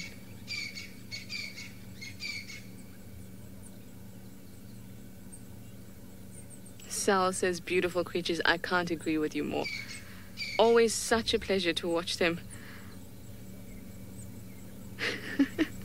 And they're always doing something silly, you know? Stunning, look at them. Running, jumping, pushing, shoving. You see how that mound is perfect. There's part of it in the sun, part of it with the shade. You have bits of plant on it for extra shade and coverage. It's just a perfect site. Now they are water independent, so they don't usually need a lot of water, but they have a nice front area there with the watering hole in front of them. So definitely a good location. Look at you, little guy.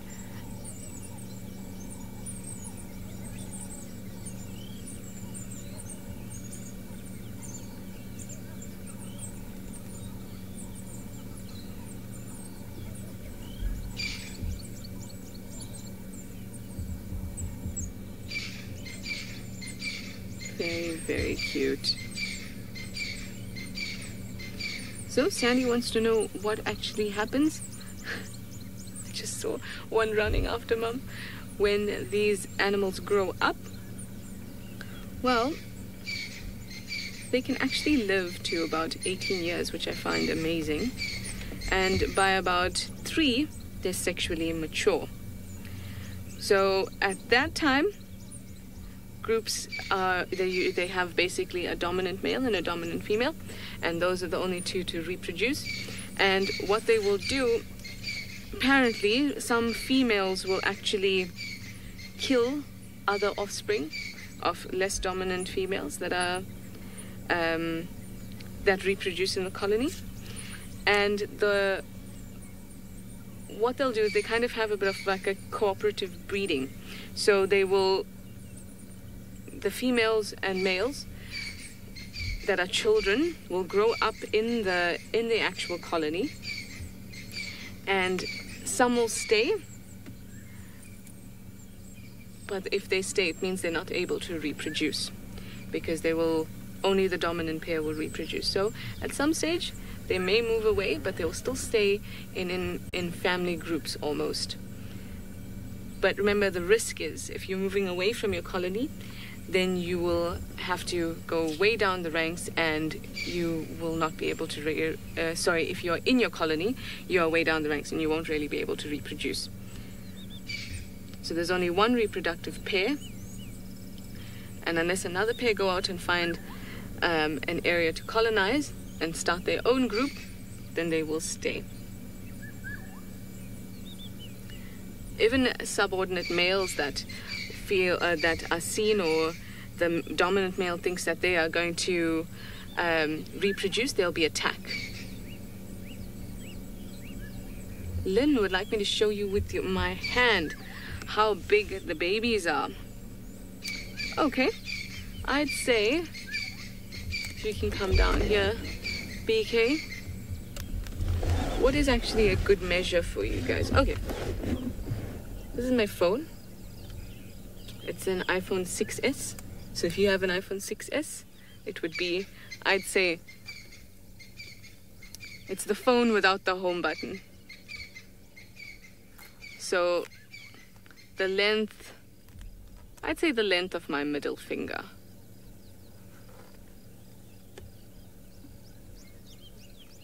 Without tail. With tail, maybe a bit more. But they are tiny. Imagine, I think that's probably the full length. Absolutely tiny. Well, thank you for joining us for this cute little adventure. We had these little groups of mongoose. We had the elephant come and interact with us. It's been beautiful. So thank you so much. And stay tuned and watch us on SafariLive. Just Google it and you can keep on watching. Thank you.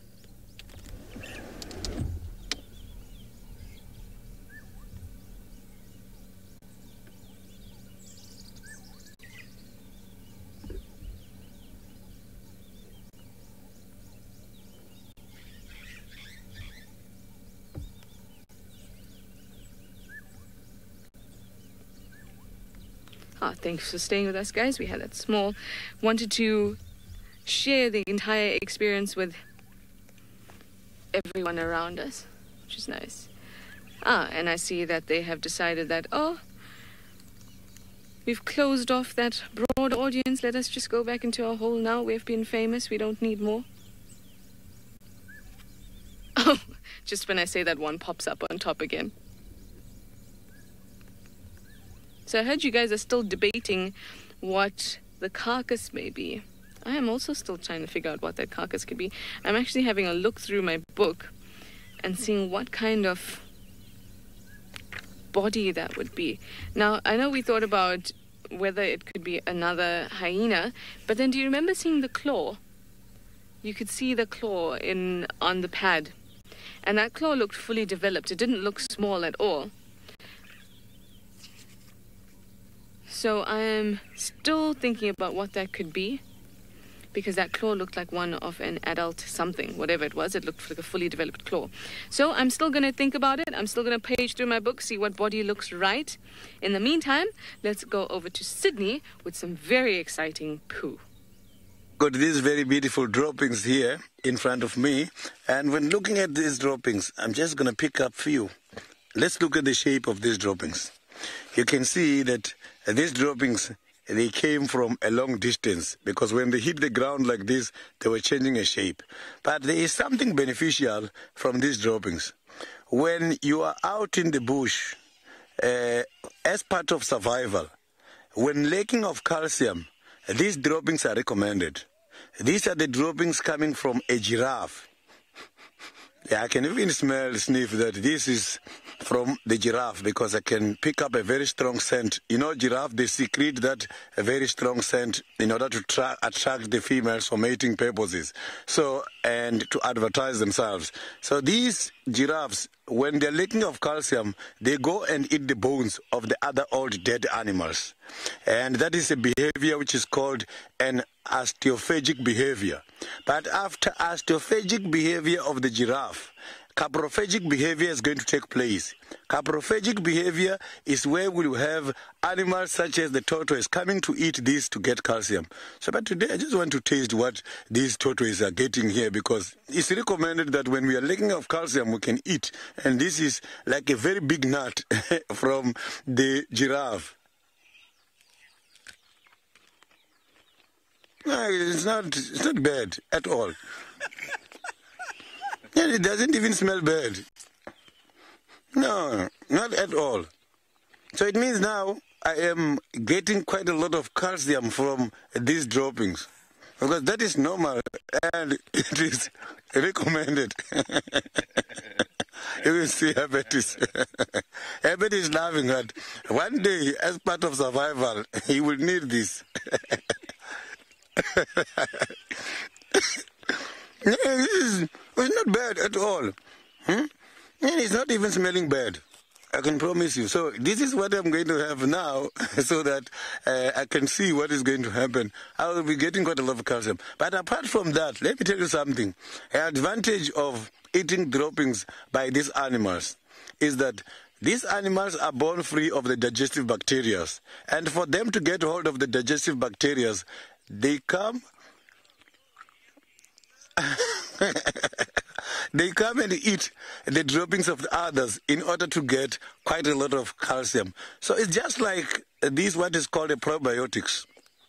In us, when having problems with the digestive stomach, you go for consultation, they will give you probiotics. And the probiotics, they do the same thing like what animals are ingesting from the other animals' droppings. So far, I cannot say this is bad. What I'm eating now is so very nice. So we are now going to carry on and see if we are going to find you something very, very interesting again.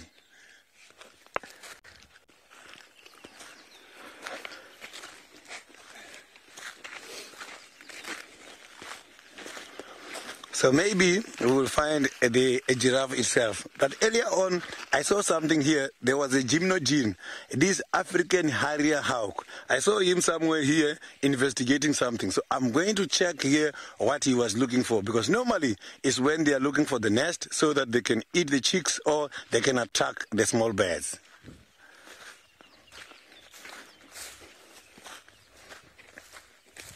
So it was in this. So now, let's quickly cross over to Isaac and see what he's searching for.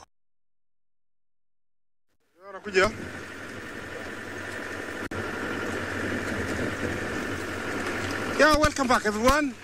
And same old story. I'm still struggling and fighting to find the sausage tree pride. This is the area. I'm sure they're here, so I'm still looking. I haven't been lucky yet, but I've peeled out my eyes so wide. I'm looking everywhere for that slightest movement of a tail, an ear, a leg, a head up, and not yet lucky, but I'm sure, I don't know if they're watching me and laughing and saying, oh, there goes Isaac again. You know, it might, this is the hardest bit of being a guide, when you are looking for everything all by yourself in a sea of grass like what I'm facing right now.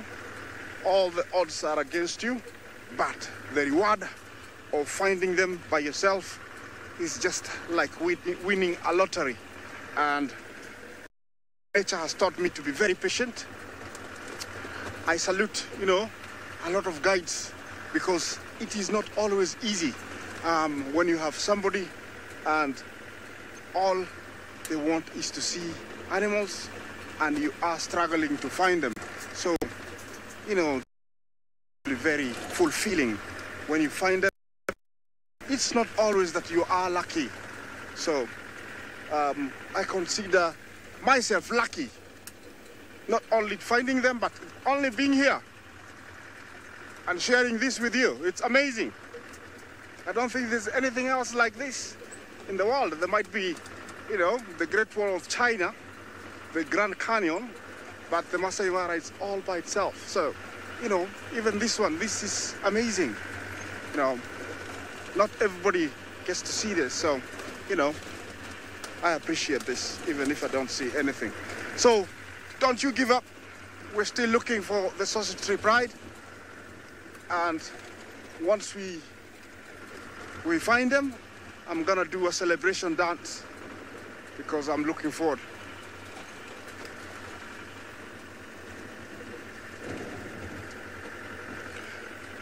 The Mara was demarcated as a game reserve in 1948.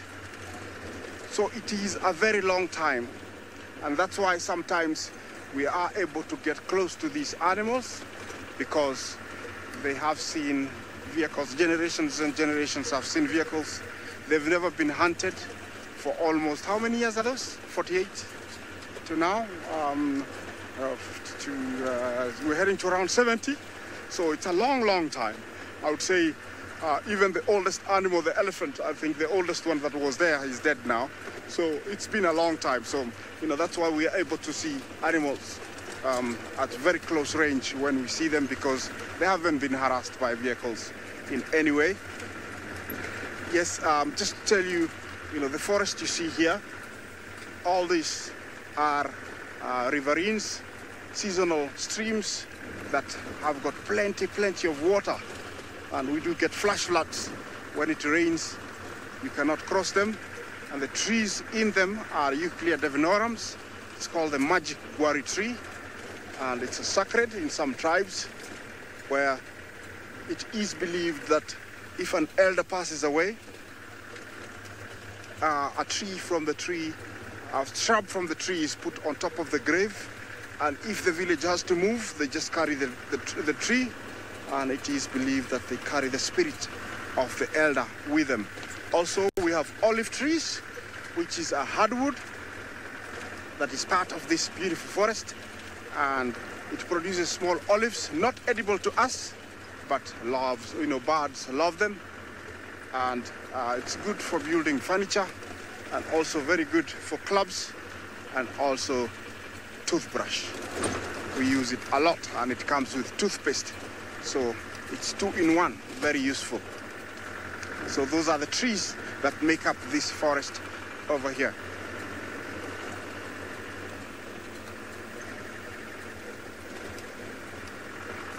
Anna Marie, you asking about cheetah? Yes, of course. Yesterday, I was talking to the warden, and he told me that there was some towards the Tanzanian border. Of course, we have cheetah in the Mara, not a very high population like you'd want, but the main reason is that there is very high competition. We have a very high population of lions, very high populations of leopards and hyenas. And cheetah, being a small predator, it would survive, it will struggle to do well here. It prefers more open areas with vast, plains without disturbance by bushes or trees. So it is open, but not as open for the cheetah to do well here. Anna Marie? Yeah, that's the way it is.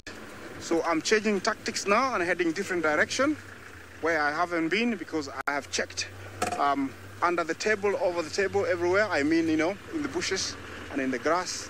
So now I have to change the area and move to an area that I haven't been. I'm heading east towards Kambi ya Mungu, the camp of God. It's so beautiful. I think somebody decided to call it, give it that name because it looks very pristine and sacred. Kambi ya Mungu, camp of God, which is further up here. And this is where Miti gave birth, not from there. They have moved quite a distance, and I'm hoping, maybe they are over there. So hold tight. We're heading there slowly. And maybe while we go there, there will be something else on the way.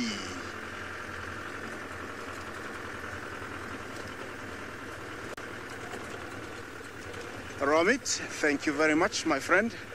You asked me if the Mara landscape has changed very much in those years. I think you mean since the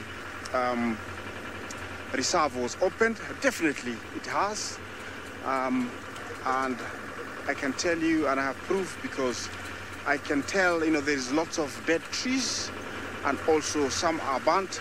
So fire and elephant has contributed to making it more open than the way it was.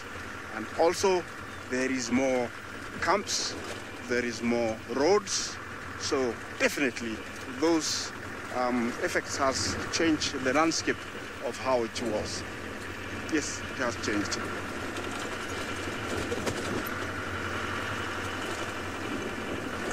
Remember to engage me, continue talking to me.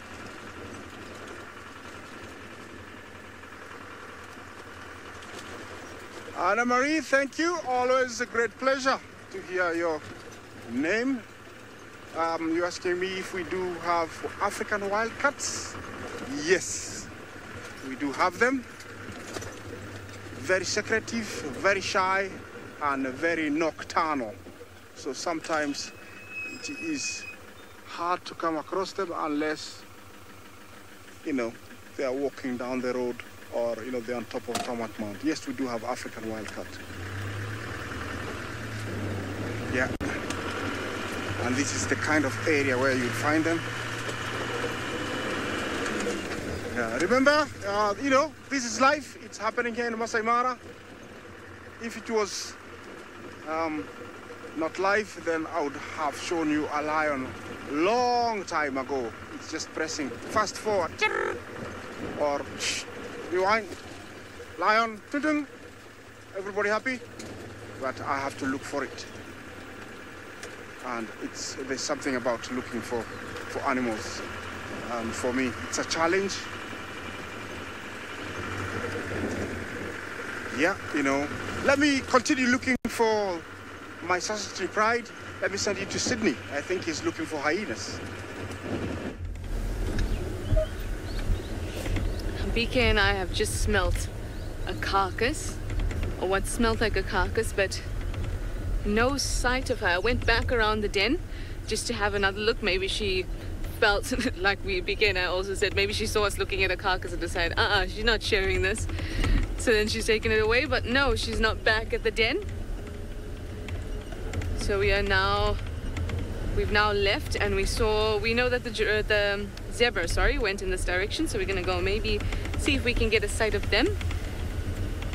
And then we're also gonna see if we can find those lions yesterday. Oh, it's been action-packed. At that dam with those mongoose, I saw warthog on the side, I saw hammerkop on the side, we saw elephants going by. It was quite exciting. So there's lots of animals here in Djuma today, which is really, really nice. It's a beautiful day, so maybe they're all out and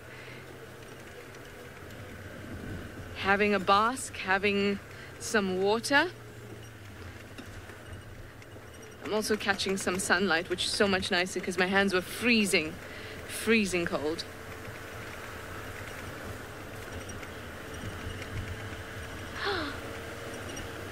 Sunshine! What an appropriate name. It is, at the moment, probably about 20... I know it was 21 degrees Celsius, and that was 68 degrees Fahrenheit, I think, when we started, but it's substantially gotten warmer. I'd say it's probably now about, let me convert it for you. It's probably now about 26, I'd say, 26 degrees Celsius, and I'll tell you what that is in Fahrenheit now.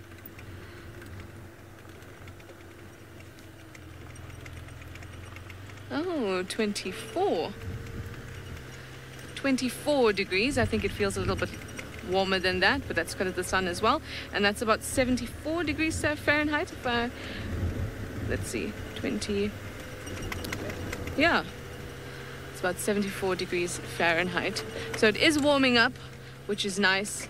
And thank you, sunshine. You brought some sunshine with you, maybe with your question, and that's why it's warmed up. But it's nice and warm. We've had a few days of storms and rain, and started to clear up nicely now. Oh, bumpy roads. And suddenly the air is cleared now, and not so much filled with the smell of carcass and musty males. It's nice and fresh. Now the air in Djuma is clean, and I say that because we see a lot of lichen growing on the trees, and that's a good indication of environmental health, especially when it comes to air. So I would say that the air in Djuma is quite pristine, and smelling it I can understand that it is quite pristine.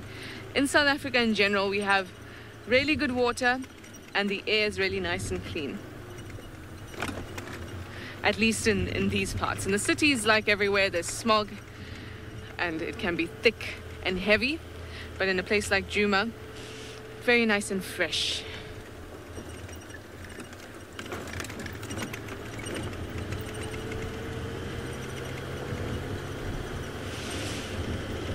Now, the lions that we saw last time were all the way on the western end of the reserve, so that's where I'm driving to at the moment. Hopefully find them. They didn't go far yesterday afternoon from where I had them in the morning, so let's see if they have moved much at all. Maybe they grabbed a meal in the night.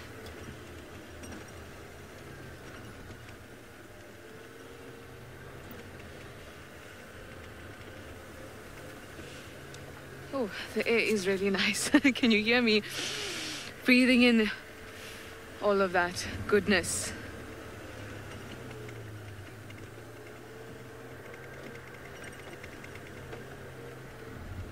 So I'm actually going to go down this way here, but I wanted to show you this tree quickly, just from here. Now that is a brown ivory tree. Berkemia discolor. That's its botanical name. And it is the only brown ivory tree I've seen on the property.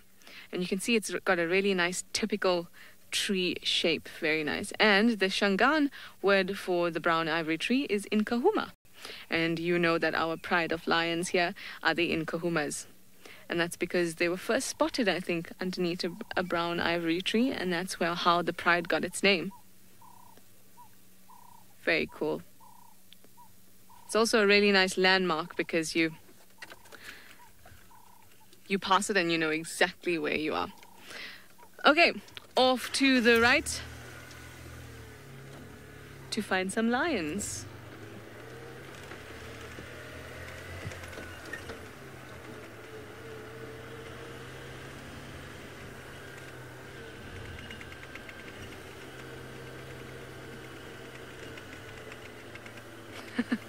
Sydney is finding lots of poo today, and the day where his poo mic is missing. Is it missing? I thought it was. I didn't see him with it this morning. Well, let's go over to him and see exactly what type of poo he's got for you this time. I am so very much sad at the moment because the first dung beetle I am seeing since I came back from my off days is a dead dung beetle. So you can see that this dung beetle has been driven over by someone else. You can see there that this dung beetle is dead. So I'm very sad because these are some of those species we have to protect the most. Because if we don't have these dung beetles to prepare the soil for seeds germination, we are not going to have grasses, we're not going to have trees. It's going to be difficult. So if we take one part from the ecosystem, if we take one part, then the whole system doesn't function properly. So here we are inviting problems. We were supposed to be looking after dung beetles so that they can help when it comes to the minimization of those gases that are disappearing, because it's only this vegetation which can be able to help us against these climate changes as well as the global warming. So the dung beetles, they play a very significant role, and sometimes they do carry some of the diseases. And if the domestic dog comes here and eat this, even the wild dog, if they eat this, they get affected by what is called Spirosika lupi.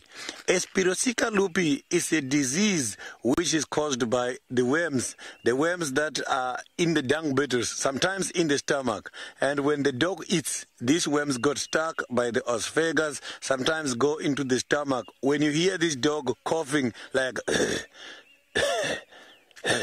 every time, you must know that there is a problem. Maybe dung beetles cause them problems. But here underneath the dung beetles, look, dung beetle has got quite a lot of hairs. And this is something we don't notice because they are always moving with the body hidden underneath. You can see there's quite a lot of nice and velvet looking hairs. Look at that. First time for me to notice this because it's very rare to see the dung beetles dead like this. Look at that. And this is the chitin or the cover of this. The skin is so very much hard. So the dung beetles, they dig these holes in order to bury their eggs from here by their head, because they've got a structure which is like a spade and they use it for digging. The interesting part is they can be able to bury more than 2 eggs in the same hole. But when these eggs hatches, normally the top one, the top one is the one which is going to hatch first, and the other one and the last one, to avoid traffic for the last one. If the one at the bottom is the first one to come out from the ball, then it's going to struggle to come out. So nature is so very clever. Normally the top one is the one that hatch first, and the following one like that, and the last part doing the same. So now let's cross over back to my other friends again.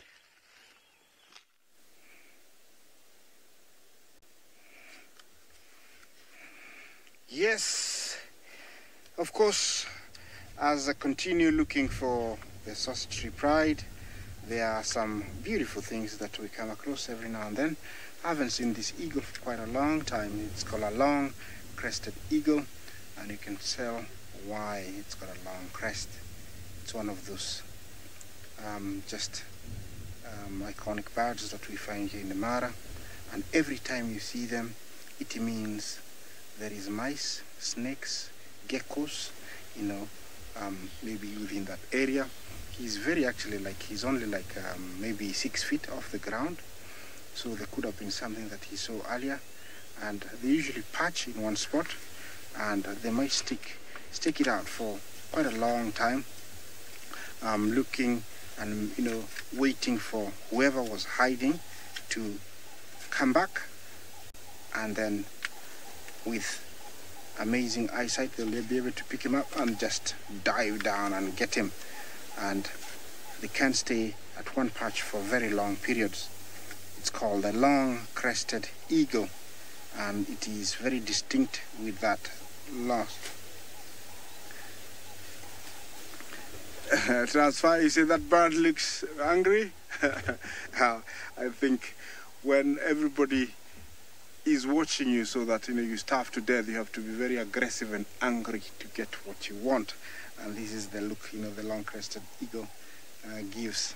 It's a rather interesting bird in flight when it flies, because it's got very different kind of flight pattern, unlike the eagles who've got very deep wingspans. This one has got very shallow flapping, and we say, as guide we say, to flies like a duck, very fast beats.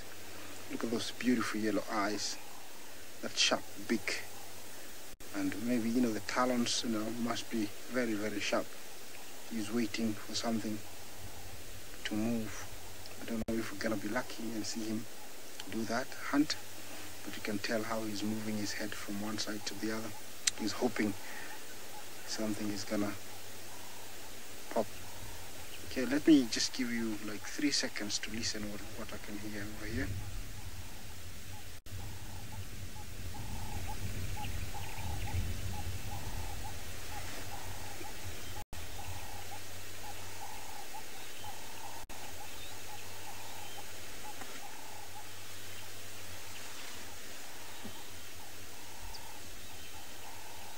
James, you say it looks odd and strangely beautiful. That's a combination of everything, I would say. Yeah, it does look beautiful. It's gonna itch clean a little bit.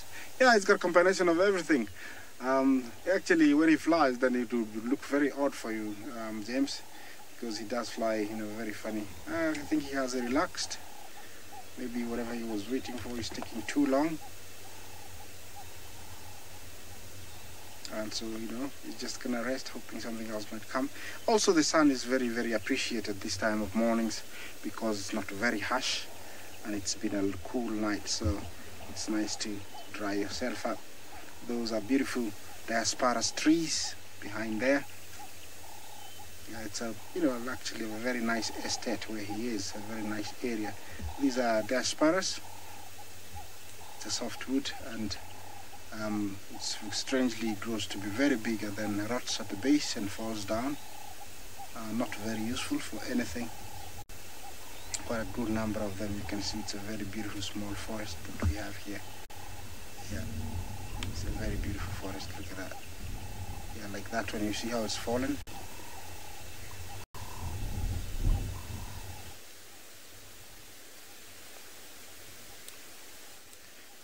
Kathy, I don't know if you said it's got a layered wings. I didn't get that. But just normal wings with primary and secondary feathers, but slightly thicker, I would say.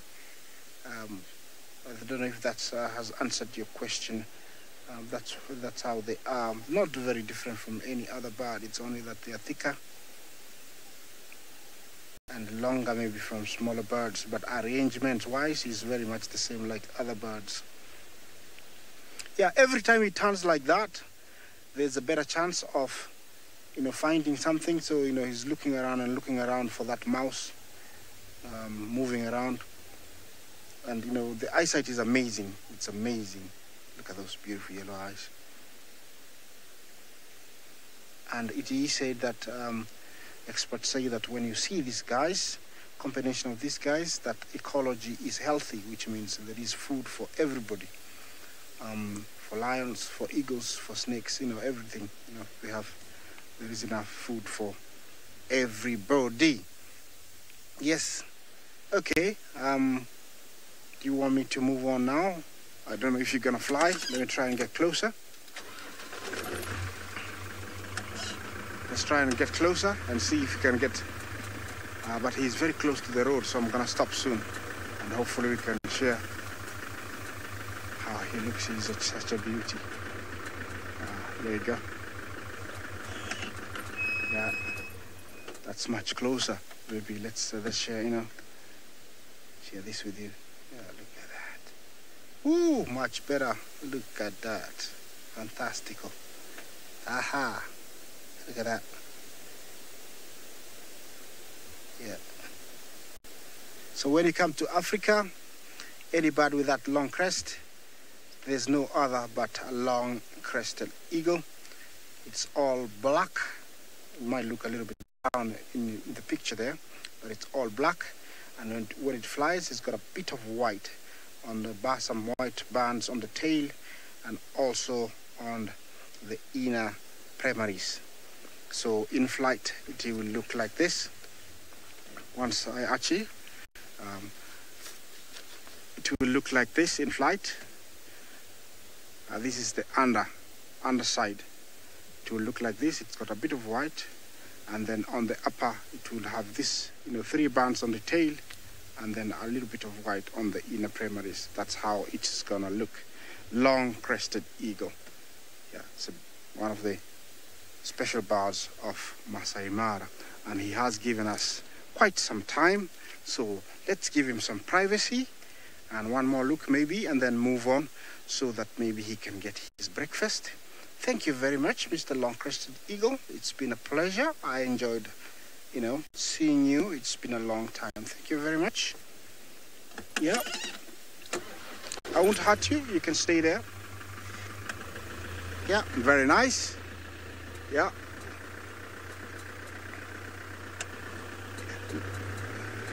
Let's take you to Sydney, who's on a bushwalk. I hope, he's got something for you guys.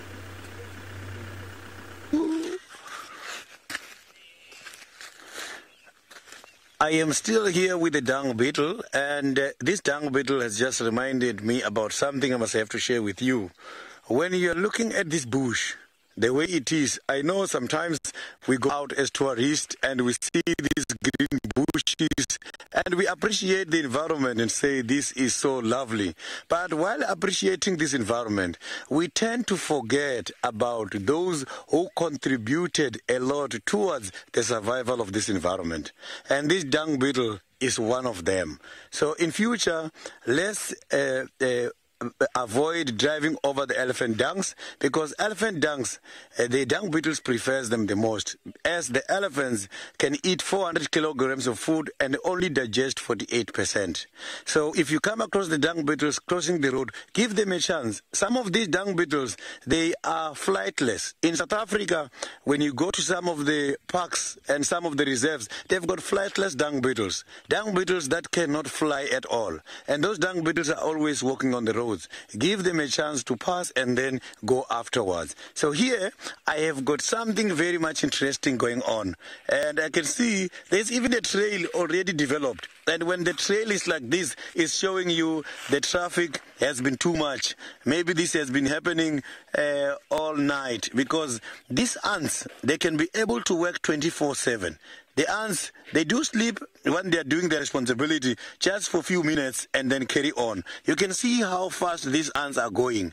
So ants are one of those insects who are matriarchal. We only talk about matriarchy when talking about big animals such as the elephants as well as the hyenas. But ants are also matriarchal. Why? Because the king is not there. We don't have what is called a king ant. Yes, ants, they stay in a caste system. A caste system is a social structure where you have got workers and you have got the soldiers. And then you will have the reproductives, just similar to the termites. So here, this is what happens to the males. The male ants are called the drones. The female, when she's ready to reproduce or to mate, she comes out here and fly. She's got the wings. And when she's flying, she's going to invite a certain competition where all the males are going to come and chase her. The one who's going to get her first, she's going to prefer that. But guess what the reward is? The reward is going to be death afterwards. You are going to chase the female and win the competition. She will allow the winner to mate with her. But shortly, during the mating, the male is going to die, because she is going to absorb all the semen or the sperms from the male, and this male's copulatory genital organ is going to burst while it's still in the copulatory organ of the female. This is something else. So it means the drones or the male ants only mate once in their lifetime, and the results after mating is death to the males. That is why we don't have a king ant in a caste social system. So it's amazing. So these kind of animals, I'm calling them animals because I know insect or insecta. Jason, I've just missed your question. If you can repeat that question for me.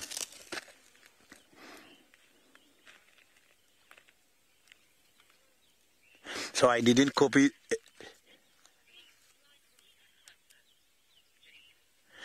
Jason, I didn't copy very well, but I could hear that you are trying to agree with me and give another species which has got the same kind of behavior. He's asking me if they taste like peanut butter. Do they taste like peanut butter? So, are you referring to, Dave, I didn't copy the question very well, if it's about the ants tasting like peanut butter. But I know the termites and ants are not the same thing. The termites is the ones whereby the reproductive called the ant, the swarms, the owlets, is the ones that taste like peanut butter. Because we do eat them with bread as well. And they are very nice and they are rich in terms of fat availability. So the ants, unfortunately, these ones here, I haven't tasted them before, but I know some of the tribes, they do eat these ants. What I don't eat does not mean it's not eaten somewhere. There are some of the tribes and other countries who are feeding on ants for the survival. So I just like the social structure and how it works. The ants are so very clever and they work as a collective, no supervisor at all, but they do reach their objectives. So we are now going to carry on and see if we can find something very, very interesting for you again. As I have indicated, if we come across big animals, it's going to be a bonus. But let me tell you something you haven't heard. Here where I am, we have picked up, there's an elephant, male or a female elephant. We couldn't hear very well, but he's just keep trumpeting all the time. So there is an elephant which is not happy at the moment. We have heard that elephant on several occasions since we have started. He's somewhere in the area, but not very close to where we are. If we do meet him accidentally, as we are trying to avoid, remember the aim of a bushwalk is not to disturb any animal, is to go enjoy the animals and live without the animals notice about our presence. So if we do accidentally meet that animal, we will show you, but at this stage, from what we have heard, we have taken a decision to avoid the area. But now let's cross over to my other friend.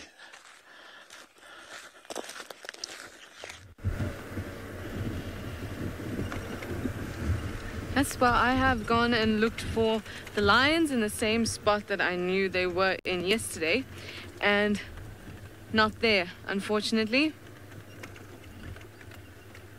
But that doesn't mean that they're not around, and I have the feeling maybe they've gone in search of some water. Oh, hello, are you trying to cross the road? We have a friend here. It's a Speaks hinged tortoise. Right over there.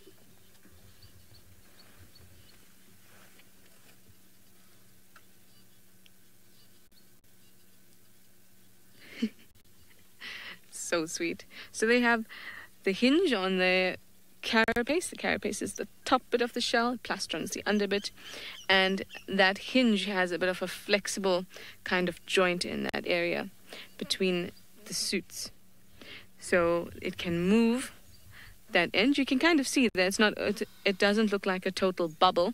The end is sort of pushed in, and that's the part that it can move and flex. It does this so that when it pulls all its limbs in for safety, then it can push down that flap at the back for additional safety and close everything up. So this is the Speaks hinged tortoise. Now we also get the serrated hinged terrapin, and there's a ringe. Fahrenheit says he loves the little back legs, aren't they just? It's like they have no knees and they're just kind of like a baby, you know, just trying to get used to its feet and legs. Except you're not a baby, are you? No. Like I was saying, there's the other hinged animal that we have is the terrapin, the serrated hinged terrapin. And that one has the hinge on the front and on the plastron, so it can close up the front of its shell, whereas this one can close up the back of its shell. Well, I'm going to move. Like I said, I think that the lions may be looking for water. And if they're looking for water, Galagopan is pretty close. So I'm going to head off to Galagopan right now. And hopefully there'll be some action there. The water has been good to us. They're at Treehouse watering hole, the one that we were at earlier when we had the big Ellie come towards us. That gave us a lot of things to look at. I saw lots and lots of things there. And of course, as soon as we were done with the mongoose and the Ellie, that's my stop. What? Apparently Sydney is digging in the ground. Maybe he's looking for some mud for his spa day. Let's go to him and find out.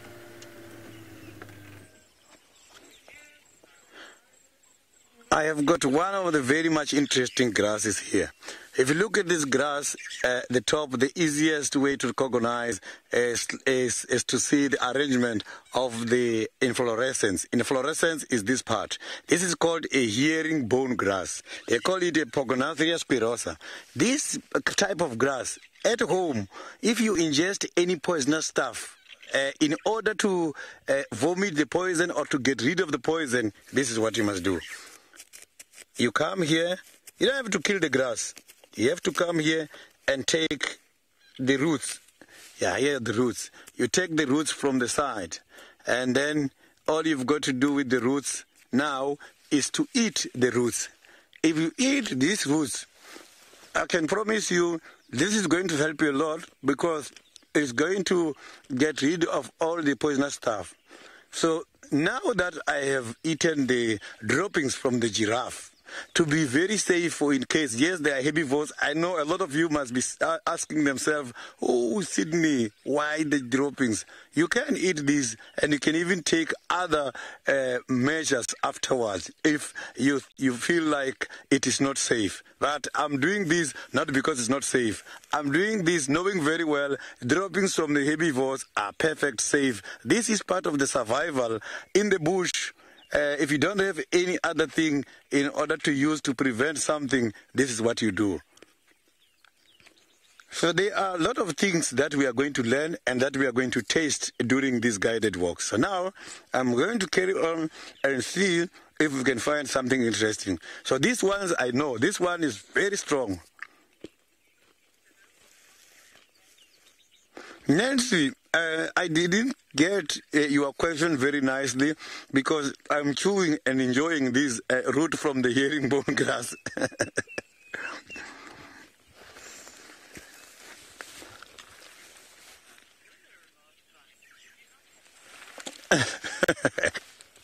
I did have dinner last night, and I also ate some breakfast this morning. So the thing is, this morning I have just decided to dedicate this guided walk on survival skills. This is what can help you when you are running out of some of the things, essential things in the bush. The bush itself is equipped with everything. So it is equipped with quite a lot of traditional healing. So the traditional healing system is here.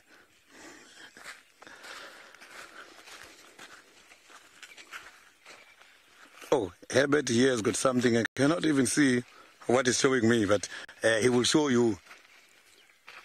Herbert has got something somewhere here. Oh, okay, I think I see it, yeah.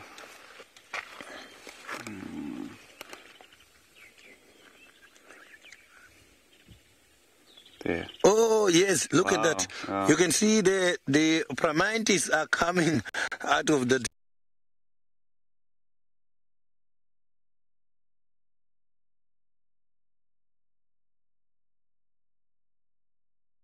So,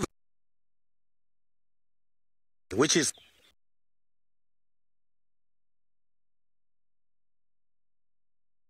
Stand up straight.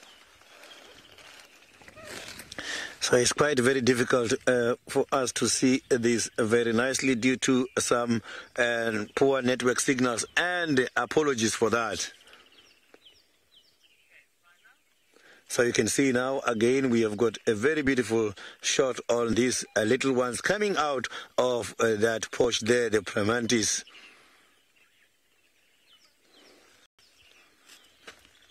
So I don't want to disturb anything. They're not going to touch any grass or anything because they are well equipped. I can see the color is the same as that for protection purposes. Otherwise, if we tease them, they will become vulnerable and get caught by the predators.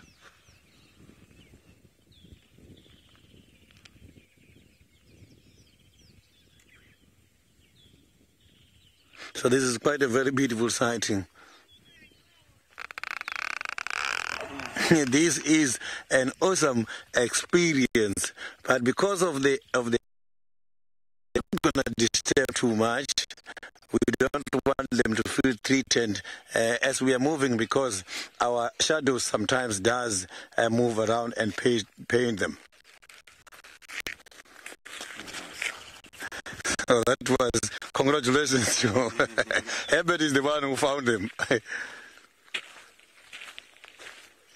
So now let's quickly cross over to the one who is searching for the sausage tree pride.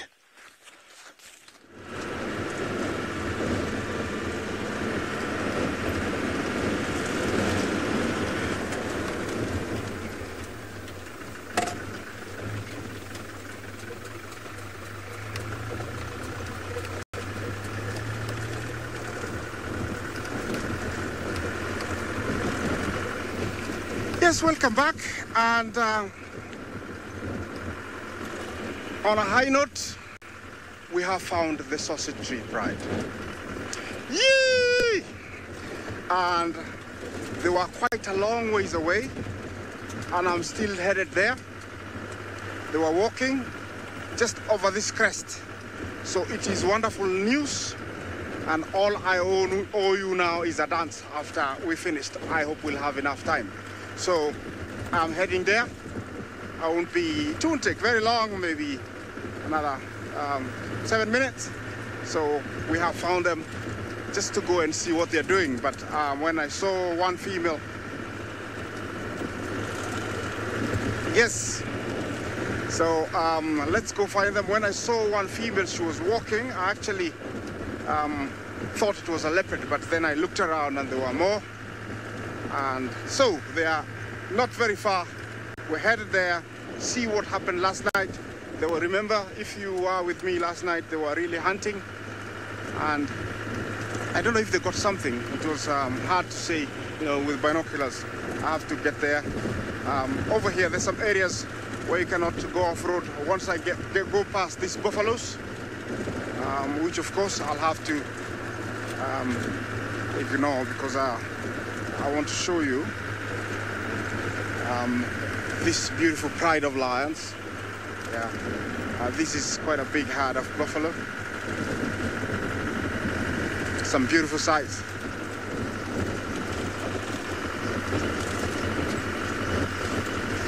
Linda, you asked me about the musketeers. The musketeers reside on the other side of the river, and they're still doing quite well close to the marsh, and they move around to Rhino Ridge, those areas. Hopefully in the coming months we'll be able to share them with you once we start going across, but we are not going across the river at the moment. We're on this side. So yeah, they are alive and kicking. So my lions are down here somewhere, and I think somebody else has found them also. Now that we have found them, he's already there with them. So yeah, I can see them. They're a long ways down. So let's stand here and start going down. I don't know how it's gonna be. I hope it's not rocky, so I can get there sooner.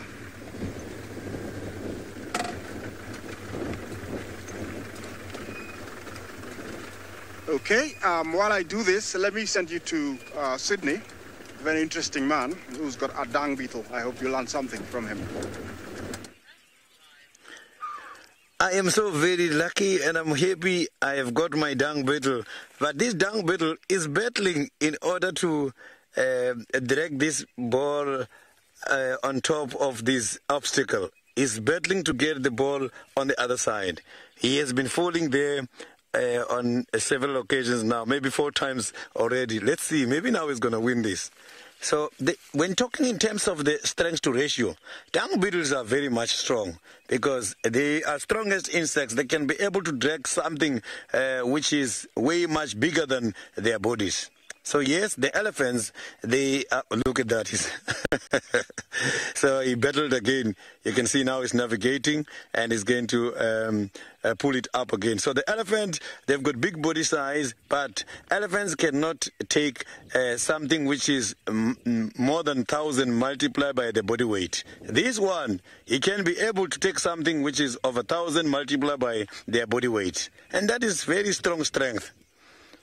So when the dung beetles are rolling this like now, these are dung beetles who are going to bury it for the eggs in order to hatch and eat what is in there.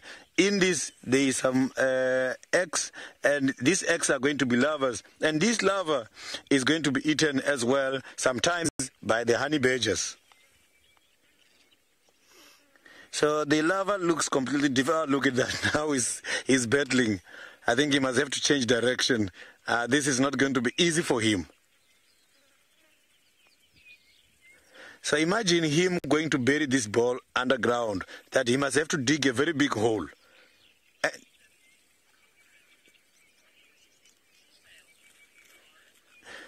Karen, the female maybe is done already with the job because the responsibilities of the female include just laying eggs. But sometimes these dung beetles, the females, when they bury these balls, can also go down and stay with these eggs until they hatch. There are species who does that. Mostly this is done by the flightless dung beetles. They can be able to stay sometimes with the eggs until they hatch. Also, these ones as well has been recorded doing that, but it's not very often. They can do that. So the dung beetles can survive up to 3 years, and that is quite a long time. During the dry season, they hide. Come summer season, they wait for the atmospheric temperatures in order to inform them is the right time, and then they will come back again. Oh, look at that. So this dung beetle is battling, and let's hope this ball is not going to be taken away by the other males, as here there's quite a lot of competition for the balls that are already done. So these are the teleculprit, is the ones who are responsible to make the balls and put it underground. Dung beetles, they are classified according to their diet.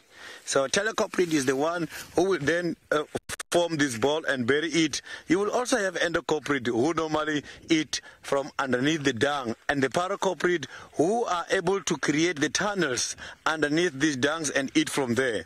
Interesting one, it is the kleptoculprit, the one who waits until everything is done, come and steal. Imagine, stealing this kind of food. Remember, these kind of droppings we are seeing here on the ground, like this one, is from the elephant, is the one eaten the most by that. We don't have to undermine this. This is food, and this is a very special food for the dung beetles. So we have to make sure that we don't disturb, because that is very essential for the survival of these dung beetles.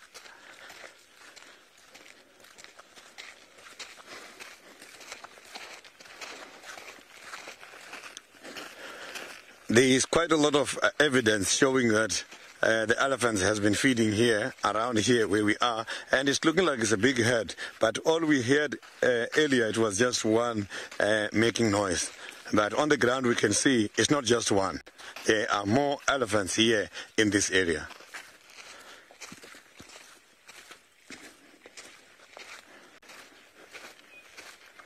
Oh, there's a very nice track here. So now I've got something here on the ground, and it's difficult to tell the direction of movement. If you look here, you will see there is a mark in the middle, and there is some markings on the side. This was a millipede. But now let's cross over to Isaac, who has just found the sausage tree pride.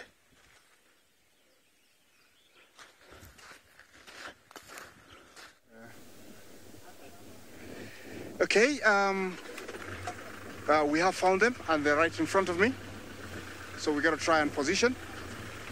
You can tell that everybody has found them also. But surprisingly, and I'm amazed that, Evie, I'm amazed that, you know, all the cubs are here. Sorry.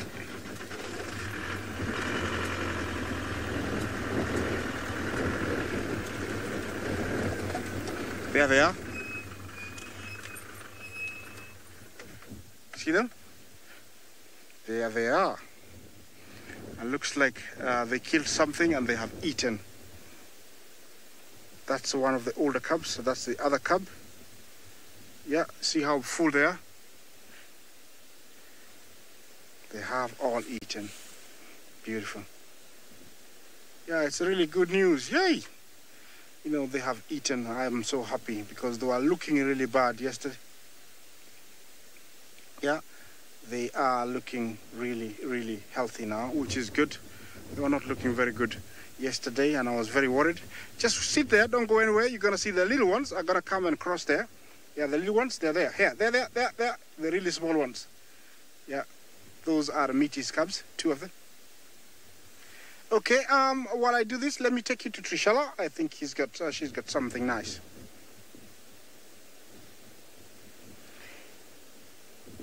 Yeah.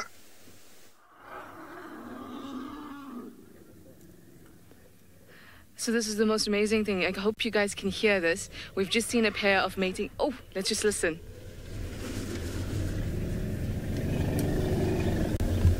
You can see another vehicle drive through right now. Let's actually follow them. it was the most amazing thing. I saw the actual bull mount the female, and we actually saw them scurry past us, and the one female had a calf with her, and she... Yes, I did, Matt. Thank you so much. Just responding to Matt's in that vehicle right in front of us. Now, we've just trying to follow them down here. That was crazy. So like I said, this calf ran past us with mum in tow, or rather calf was in tow of mum, and BK and I was like, why are they running? Why are they running? Then we heard them scream, and now they can get quite traumatized if a male is trying to mount the female. Remember, the male can be like 5 tons. The female, when she is mature, she can be quite little still. Okay, let's watch. There they are on our right.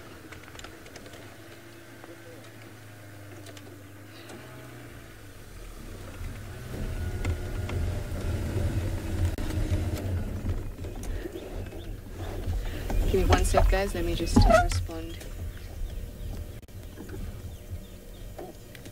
Matt, just give me 1 second. We're still live. I'm just going to want you to know it's important to respond to the Game Drive radio, because that's how we find things, and it's important for these people to still be able to view as well. Now look at this.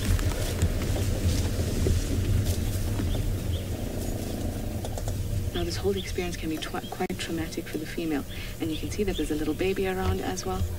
Everyone's quite stressed, so we're just going to keep quiet. We're going to listen and observe.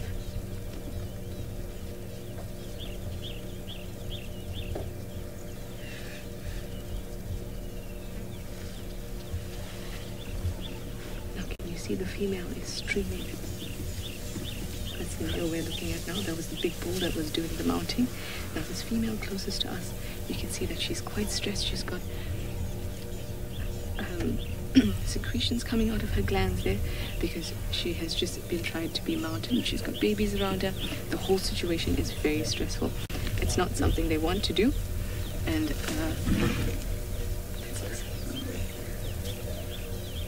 we've heard screams like we've never heard before. You can see they're all standing silently, and they're just trying to read each other.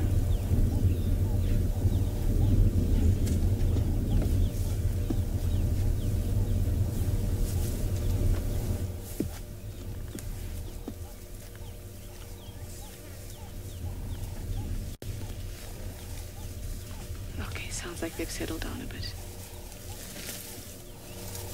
Yep, okay, she's all good.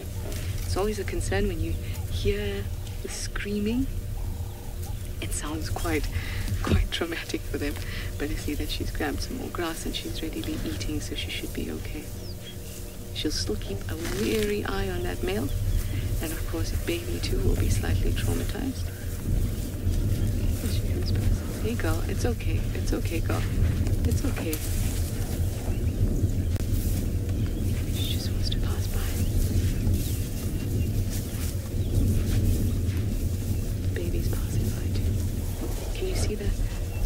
Tail is quite stiff. There you go.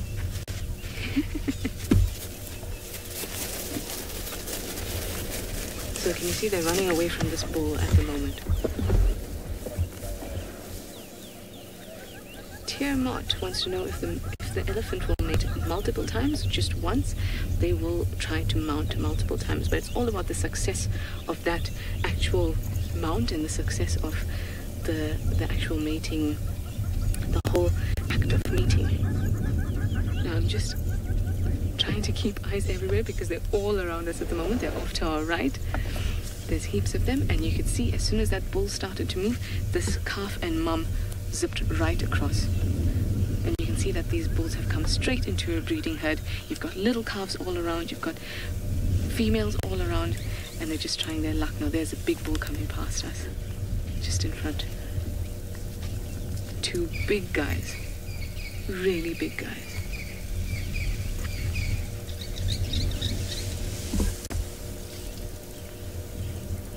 Now we were lucky enough to just turn the corner and just happen to see this happening. My God, the air is actually tense with trying to suss everyone out. The air is so tense. You can see the tails are out. That's a typical sign that the elephant is not feeling comfortable. It's got this bull following her, and she's not happy about it at all.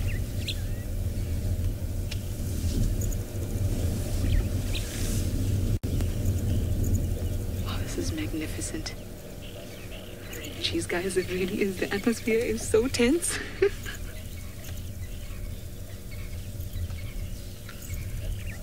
Seem to have calmed down a lot now, though. I'm gonna sit with them and actually wait, because I feel like it may happen again. If it happens again, I definitely want to catch it.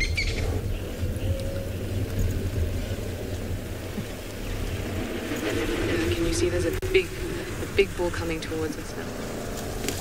How crazy was that? That was amazing. Everyone, this is Matt, and this is another vehicle with us.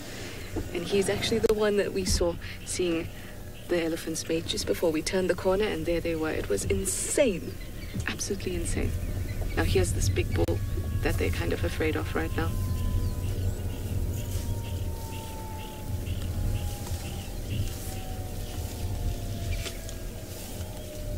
Now can you see how much in must he is?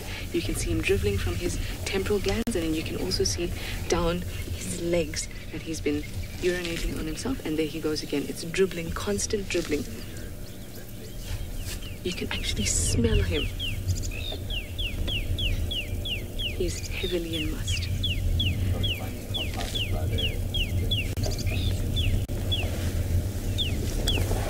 Another male coming along there. So see, there's a few males that are actually coming and trying their luck with this herd.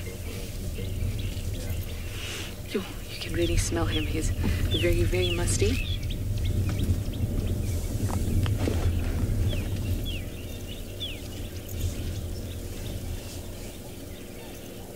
I think they're going to continue to follow this herd. Oh, that was really something. Thank you, Matt.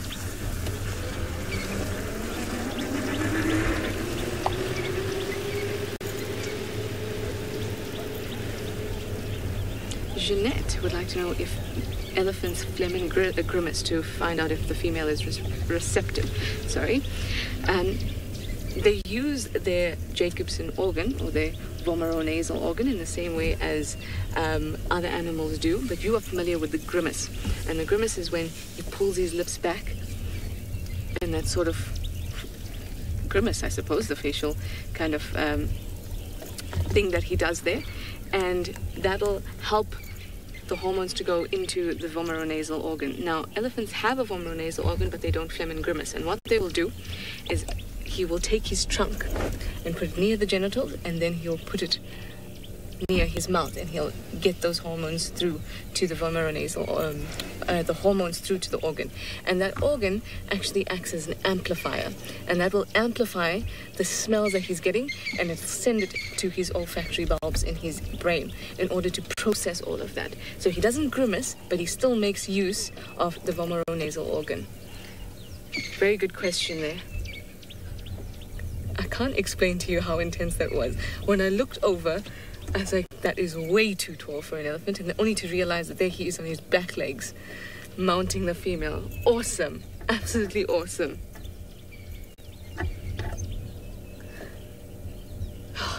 Okay, I need to breathe. That was so intense. I loved it. In the meantime, let's go over to Isaac in the Masai Mara.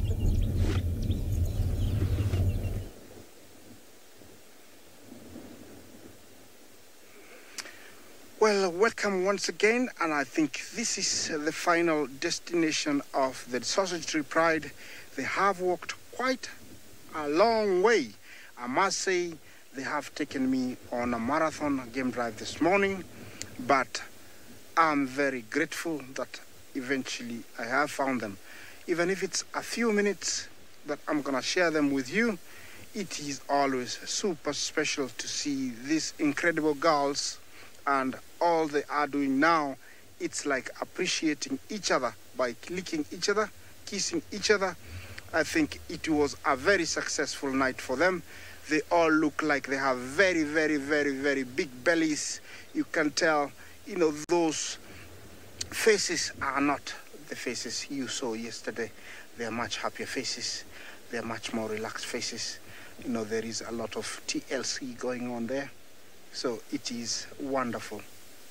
Very wonderful. Amazing. Beautiful. Look at that. You know, they all look very content. Yeah, very different from yesterday evening. And from where I left them yesterday last night, it's only about 1 kilometer. But they have taken me on what they call a wild goose chase. I have gone everywhere. But I'm here. And all 5 females are here. Plus 3 older cubs and 2 of Mitty's cubs. I don't see Kinky Tail's cubs. I don't see 2 of Mitty's cubs and 1 of the lone cub, the fierce one. I don't see it here. So it's gonna be interesting, you know, to see what happens this afternoon with these girls. I don't know if they've hidden them somewhere not very far.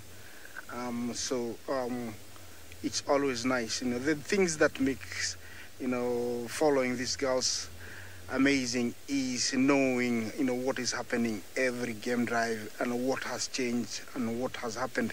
Like where we see them now, it is the first time that I'm seeing them here. So I can tell you for sure that this is their territory and it stretches all the way here. It's a long way from where they gave birth. It's a long way from where David saw them yesterday.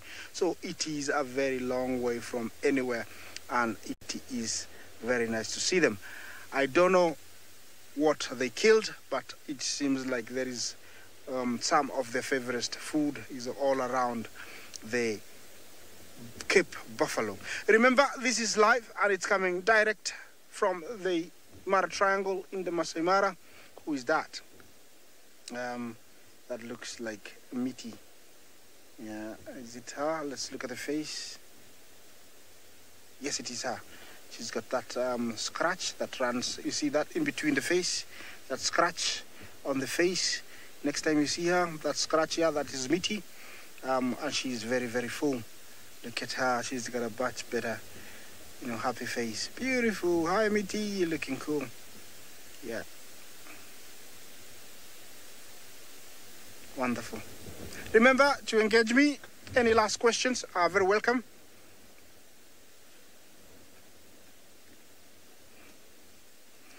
Fuma, you say we should design a sausage republic flag. There we go. I'm gonna take your suggestion and then I'm gonna pass it on to my colleague David and we can come up with a flag. What about that? Yes, we can have our, you know, just hashtag, set a picture to a hashtag SafariLive. Let's have a suggestion of a flag and then we are going to decide on which flag, and then I'm gonna, every time I see them, and I'm gonna put it in front of the vehicle here. How about that? I think, you know, let's come up with a flag. More than welcome to do that. Let's see, you know, what happens. And seems like they're milling around trying to get comfortable. The reason why they walked that far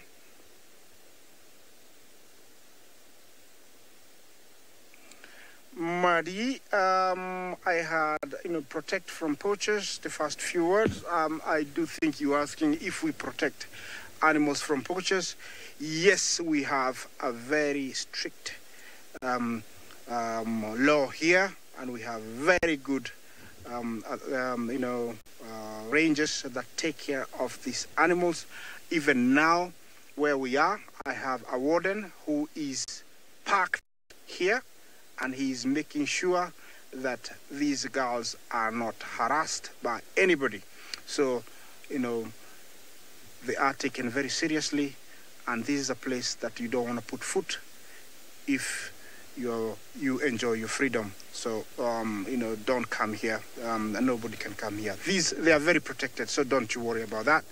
And we also, as guides, driving around here, in case we see anything dodgy, we will be able to call the warden and he can come and take care of everything.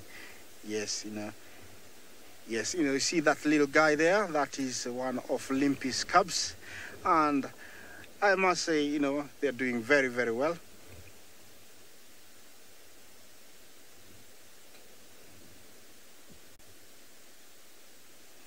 Tracy, sorry, but I have to say that that question missed me. So maybe if you could repeat it, I'll answer it. But it's getting very, very windy. The wind has picked up. It was quite cool, and the sun is up. You can tell that I've shed my jacket. Oh, you're asking about wildfires? No, we don't get those. It's very rare that you get a fire here. Only fires we get are very controlled fires by the rangers, where they burn one area at a specific time of the year, and then another year they'll burn another area. But we don't get wildfires, which is very, very, very good. Yeah, they're there by the shade somewhere. There they are. Yeah, see them how they're resting. Yeah, they've eaten a good meal. I'm so happy for them. Yeah, now this is just a matter of just relaxing. Well, it's been a wonderful morning hosting you on behalf of Trish and Sydney, everybody else in the production team, from me and my cameraman Archie. It's been wonderful hosting you. Hope to see you this afternoon. Goodbye and have a good day. Bye-bye.